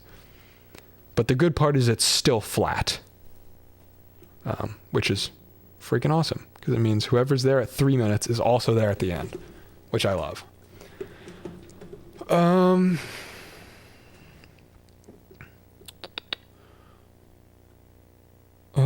Obviously your vids are high quality, so you just need to communicate that with the great thumbnail. That's what I'm trying to do, not that photoshoppy crazy looking thing. Will you be posting the commentary anywhere else? This stream? No, not at the moment. I've thought about doing live stream cuts and putting them on a second channel, but I think for now I'm just focusing my effort on the main channel videos. But I don't unlist my live streams. A lot of people do unlist their live streams. I don't. As long as I don't leak my credit card information or something. So this will be up. You'll be able to rewatch with live chat and everything. Would be willing to subscribe to a Patreon or something for director's commentaries. Yes, I have thought about Patreon as well. I don't want to jump the gun on that too early. But it would definitely be a part of my plan for the next 6 months or so, especially with trying to take this semi full-time, even if it's, approaching it as full-time, even if it doesn't pay all the bills just yet, and I'm draining out of savings. But if there's some more promise, more around 10K subs, which, if this video blows up, we might be there in 2 weeks, who knows? But more around 10K subs is where I'm going to think about that Patreon. Although I don't know. I do really appreciate the comments it's good to know that there are people day one that would support that, because that is actually huge. Your $1 a month or $5 a month or whatever is infinitely more valuable than, your $5 a month is worth 1,000 views, right? It's a whole different ballgame. And the splits on Patreon is better than the splits on YouTube too. If you donate in live chat here, I take 70%. If you donate on Patreon, it's more like 90, something like that. The only Patreon I would put my money to. Thank you, that BMW. I currently have one patron sub and would be thrilled to switch it over to your channel. This is awesome. I'm I'm very glad for the support. Yeah, maybe I need to think about it more. Yeah, I want it to be value providing right off the bat, at least to some degree. I mean, I wouldn't want to add too much to my workload and neglect the main channel, but some like patron only live streams, extra kind of uncut content, but mostly just kind of supporting the thing itself. Maybe even for certain tiers, like shipping out stuff, like, you know, parts that I cut off the mini Tucson, could ship those out, something like that. So you have a little memento of the video that you helped fund, sort of thing. And you can get bonuses in the Minecraft server. Update on Discord ID in your next chit chat video, please. Beautiful. I will do it. I will work on the Discord, actually. Would you prefer it launches with like features and clear ideas for like what's going to be in the Discord? Because I don't want it to be like a thing that just kind of happens and then it's dead on arrival. Like I would like there to be a point to the Discord, I guess, like a service that it provides or something. Like, you know, I could share behind the scenes sneak peek, because like I don't use the community tab that much on YouTube. I don't use Instagram. I don't use Twitter. So a little Discord community for the people that care and want to like participate could be really cool. I just don't know if that's enough to make it like not dead after a week. So I don't know. Let me know what you think. We're sick of the hype tubers. We just want wholesome content. That's what the Tucson video was. Yeah. And you're seeing that movement a lot with like what's succeeding, like channels like Life of Riza. Is it Riza? Yeah, Cariza, Life of Riza. Those, and like Van Neistat doing really well. And, you know, these more soulful kind of creators that are just sharing their life and sharing their thoughts. It's kind of killing the more hyped out content that's like basically just for kids now. It's kind of funny that YouTube has come full circle in its near 20-year run now. Like it started as just people talking into cameras about their day, and then it went crazy to $1 million game shows. And now it's kind of circling back to people just talking about their day, you know? I really despise the current thumbnail metagamey type thumbnails and generally refuse to click on those types of videos. Maybe I'm just petty. No, I don't think you're petty. It feels like you're being exploited, right? I just unsubscribed to a channel yesterday that I actually enjoy the content of, but because he has these insane oversaturated Photoshop thumbnails, and I'm like, it feels like you're not valuing me as a viewer or something. It feels like you think I'm stupid or something. True, like we can't have thumbnails that actively draws your attention instead of, oh, look, another Mr. Beast video. Yeah, so I'm just trying to stay true to it. I'm hardly even doing text on thumbnails anymore. Some of my other videos have like kind of handwritten type text. Now I'm just kind of trying to provide a intriguing visual and also like my face somewhere in there.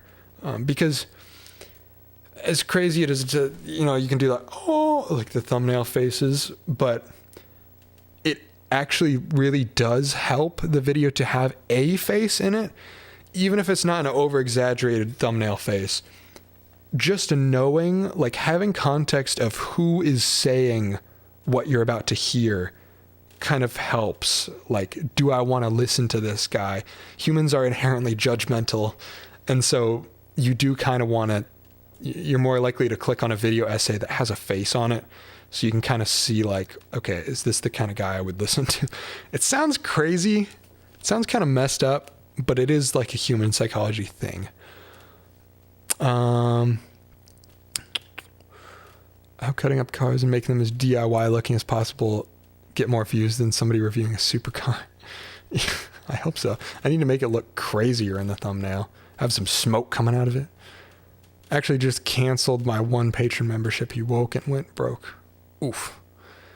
What channels / filmmakers are your biggest inspirations?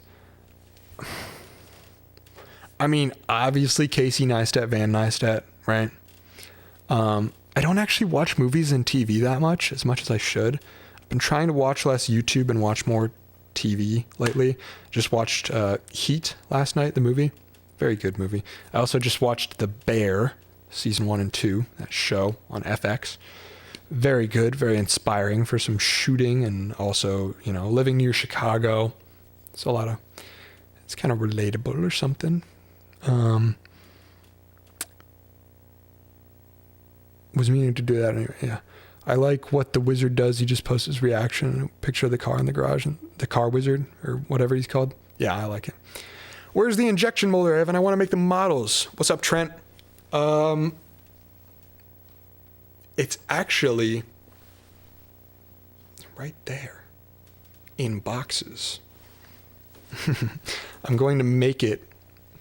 I have all the pieces. Going to make this big injection molding thing out of 2 drill presses. But no, I have not made it yet. It's coming up. It's coming up. The approach for the next couple months is less of these. I feel like I've made a couple of these like super soulful, like well thought out videos that are like kind of explaining, like introducing you to my world, like what I'm about, you know, how I think about things, right?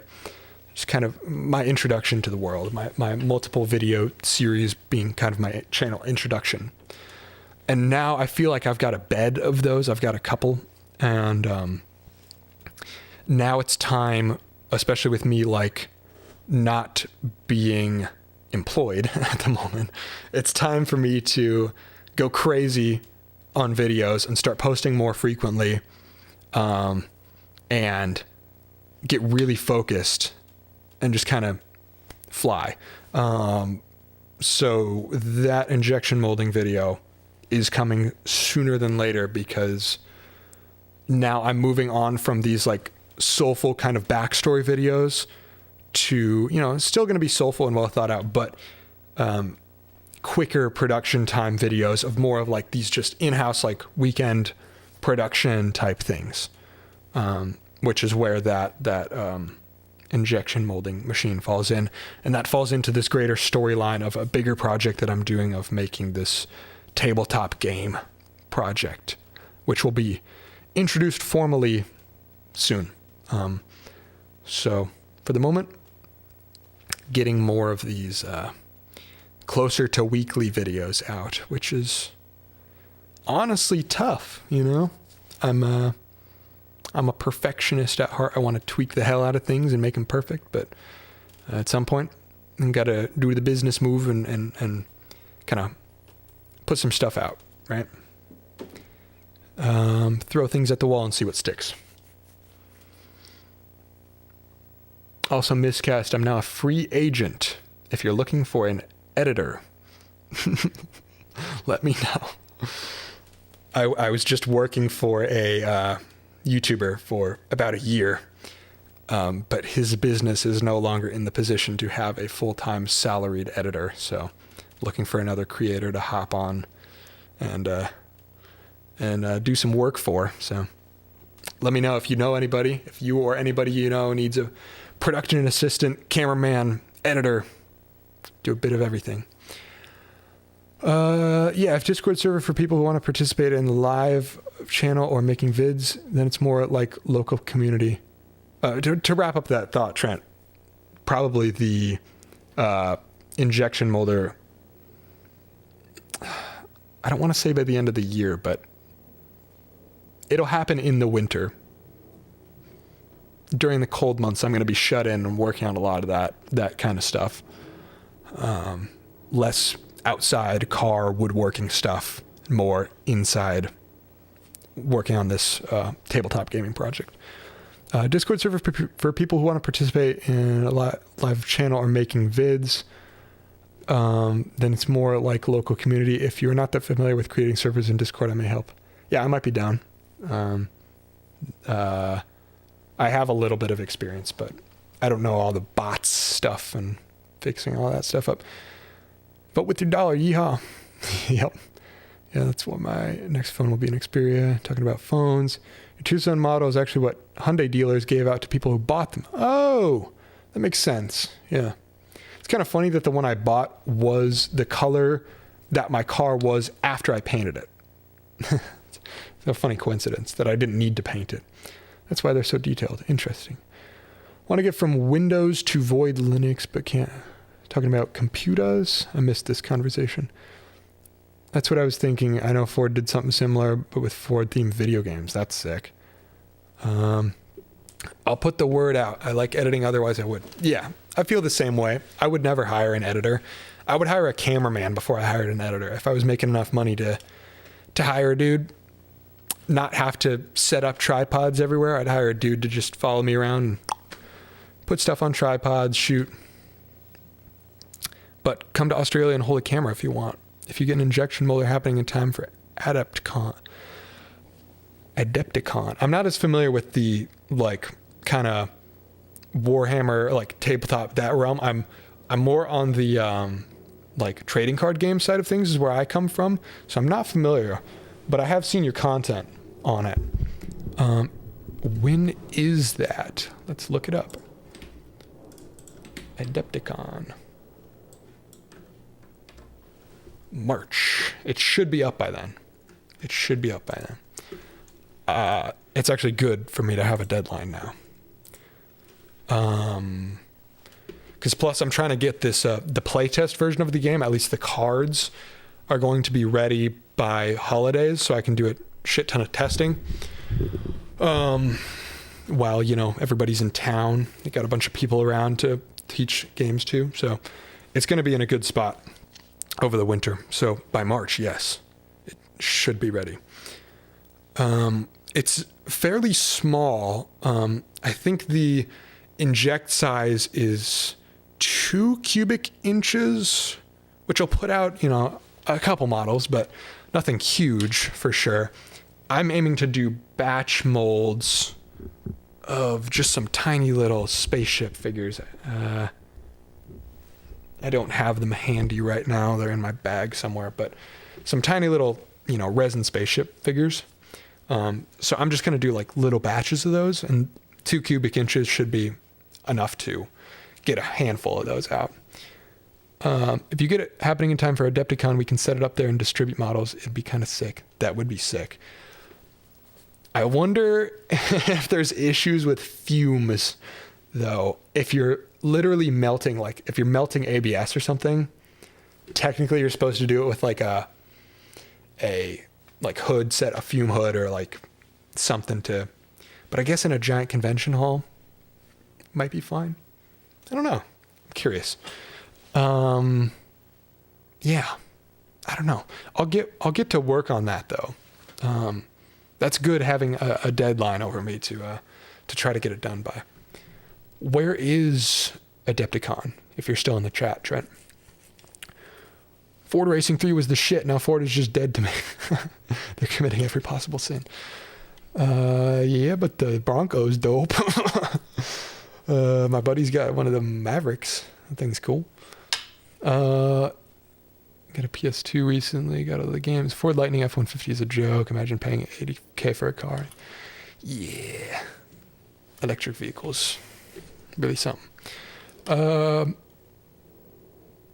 Adepticon is the place, man. It's in Chicago. I'm in Chicago all the time, actually. Or, well, not in Chicago all the time, but I have gone to Chicago a lot. My hometown is an hour from Chicago. We would just hop on the trains, take the train up there around the bend on the lake. We can set it up in your car and sell out the parking lot. Oh, that's a sick idea. Turn the car into like a mobile shop. It would be perfect, actually. Good video. I have access to high temp resin. Yes, I've looked into. We should call about this sometime. I've looked into the smooth on. I don't know if you have higher than that, but there's a smooth on that is supposed to be good up to. It's that like dark red stuff. It's supposed to be good up to like, what is it, 600 degrees or something? I don't remember. But you can do like pewter casts in it. It's pretty high temp. And I'm curious to test how many rounds that will hold up for with an injection molder. I feel like it ought to be able to do it for a while, especially if we use like a low temp plastic. For melting, I don't know, but we'll see. Otherwise, the other option is 3D scan, find somebody with an aluminum CNC and make aluminum molds, but that's going to be a little more expensive. If the high temp resin molds work, that would be sick. That would be ideal.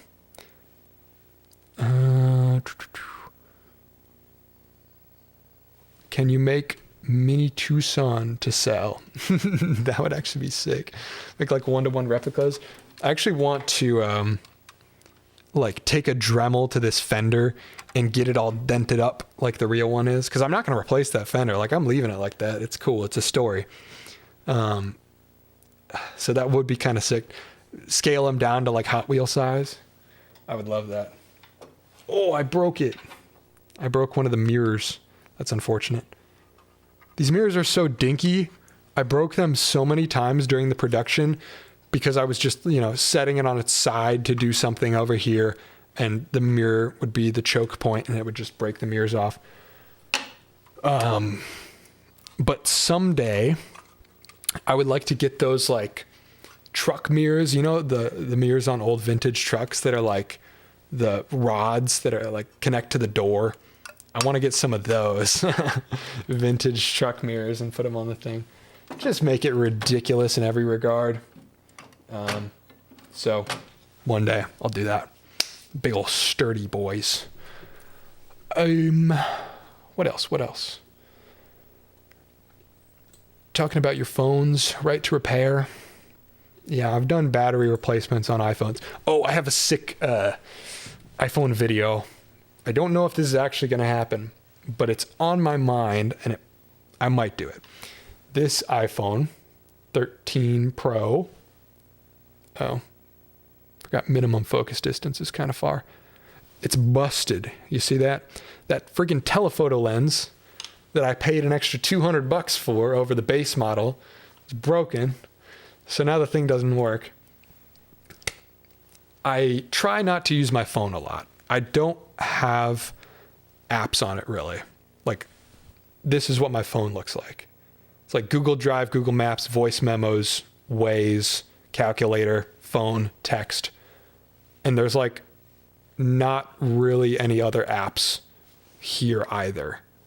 I've got Discord, Venmo. I got nothing on here. My phone is boring as hell. When I pull up the Google app, it doesn't even show me the news feed. There's nothing to do on this thing. So I already don't care.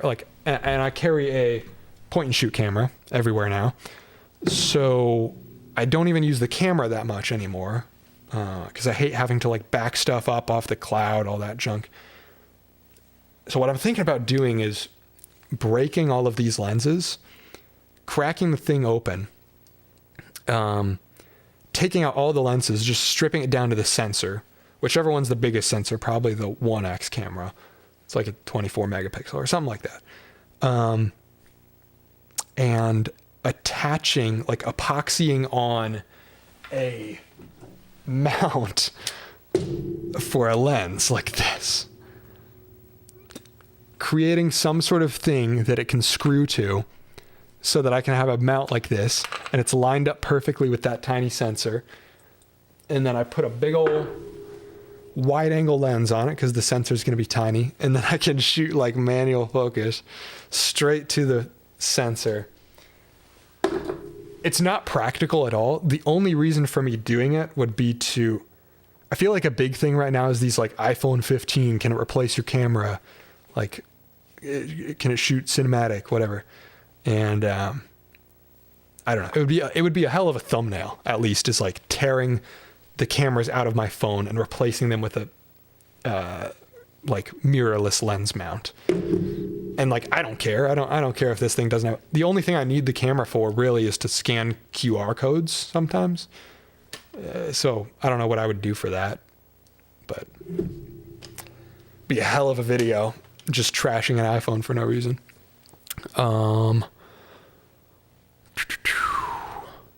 I've never broken the screen. However, I have broken an iPhone 6 screen. RIP. is the mini Tucson like a voodoo doll? Whatever you do to the mini one happens to the real one? I feel like it is. I was saying this earlier because when I unbox it, it's missing a headlight, right? And that was before I hit the deer. I didn't even mention it explicitly in the video, but it actually does lose a headlight later on in the video, which is crazy. Like crazy foreshadowing. It is literally like a voodoo doll. It's kind of freaky. So I just got to keep this thing safe, right? I say as I place it precariously on a ledge. I can do the molds, no problem. I have the resources. I got to go, but hit me up. It'd be such a good vid. Sick. Thank you, Trent. Thanks for hanging out. I will hit you up, actually. My phone is my computer. I have a 1 terabyte micro SD card in it and a whole suite of creative apps. Nice. Yeah, you should save up for a computer, though. DaVinci, for how cheap it's free. For what it is, it's insane. It literally competes with Premiere and costs nothing. It's so sick. It has a feature called Screen Plus where if you connect it to PC peripherals, it uses a PC UI over Android. That's crazy. I have seen on my old Android phone, I had the V20, the LG V20, and you could plug a mouse and keyboard into it, which was so much fun, having a tiny mouse on your Android. That may not work because there's an electric components in the lens mount, and it may throw an error without those pieces. You mean the camera lens? I could just use manual focus lenses. I think I could take apart the iPhone thing in a way that I could remove all the glass elements without destroying the sensor, but we'll see. I mean, it'll be a hell of a video. It'll be a good time, whether I destroy my iPhone or not. And if I destroy it, I'll buy a friggin' flip phone, because screw this thing. I don't even have the YouTube app anymore. I'm trying not to check I used to get notifications for every comment so I could reply to them right away. Try not to check the analytics and all that as much. I think we're kind of screwed when people are dumb enough to buy a Mach-E. RIP. You know, that Hyundai, I think it's still a concept, but that Hyundai Vision 74, that is one electric car that looks sick if they put it out into production. DaVinci Resolve is actually working on Linux, and it's unbelievably cool. Yes, sir. I don't really have experience with Linux, but it seems nice. iPhone lens mount. Yeah, I don't know. We'll see. I think in theory, there's probably some software stuff that's going to mess up, but it'll be fun. It'll be a hell of a video if I do it. Yeah, anyway, that might be it for tonight. Almost a 4-hour stream. That's crazy. That's like a real streamer stream. Usually I hop on for 90 minutes or so. Wow. Well, thank you for everybody that hung out. You made this very enjoyable. Yeah, this was a good time. We'll do more for sure. The plan will be streamer moment 4 hours. Yeah, I know. I'm basically XQC now. Sign me a $100 million kick deal, please. Have a great day. Stand by. Fun fact, I used to exclusively manual focus on my phone just to learn. Yeah, it is fun. There's a new Blackmagic camera app on the iPhone where you can do that. Stream is fun. Thanks so much. Thank you. Thanks, everybody, for hanging out. The plan will be videos launching on Tuesdays. Not every Tuesday yet, but that's where we're trying to get to. So whenever they do launch, videos will be on Tuesdays, and there will be a stream every Thursday that a video launches. So Tuesday videos, Thursday streams. For now, aiming for 2 videos a month is the idea. But I'll be back with you for another video soon, hopefully. Sooner than you think, sooner than 2 months at least. There will be another one before the end of November, I swear. And if there's not, that won't be good because this is all I'm doing. Slightly unemployed for the moment. Anyway, thank you everybody. Thank you for hanging out. It's been a good one. And thank you for all your donations again. Very unexpected. Yeah, peace. Good night.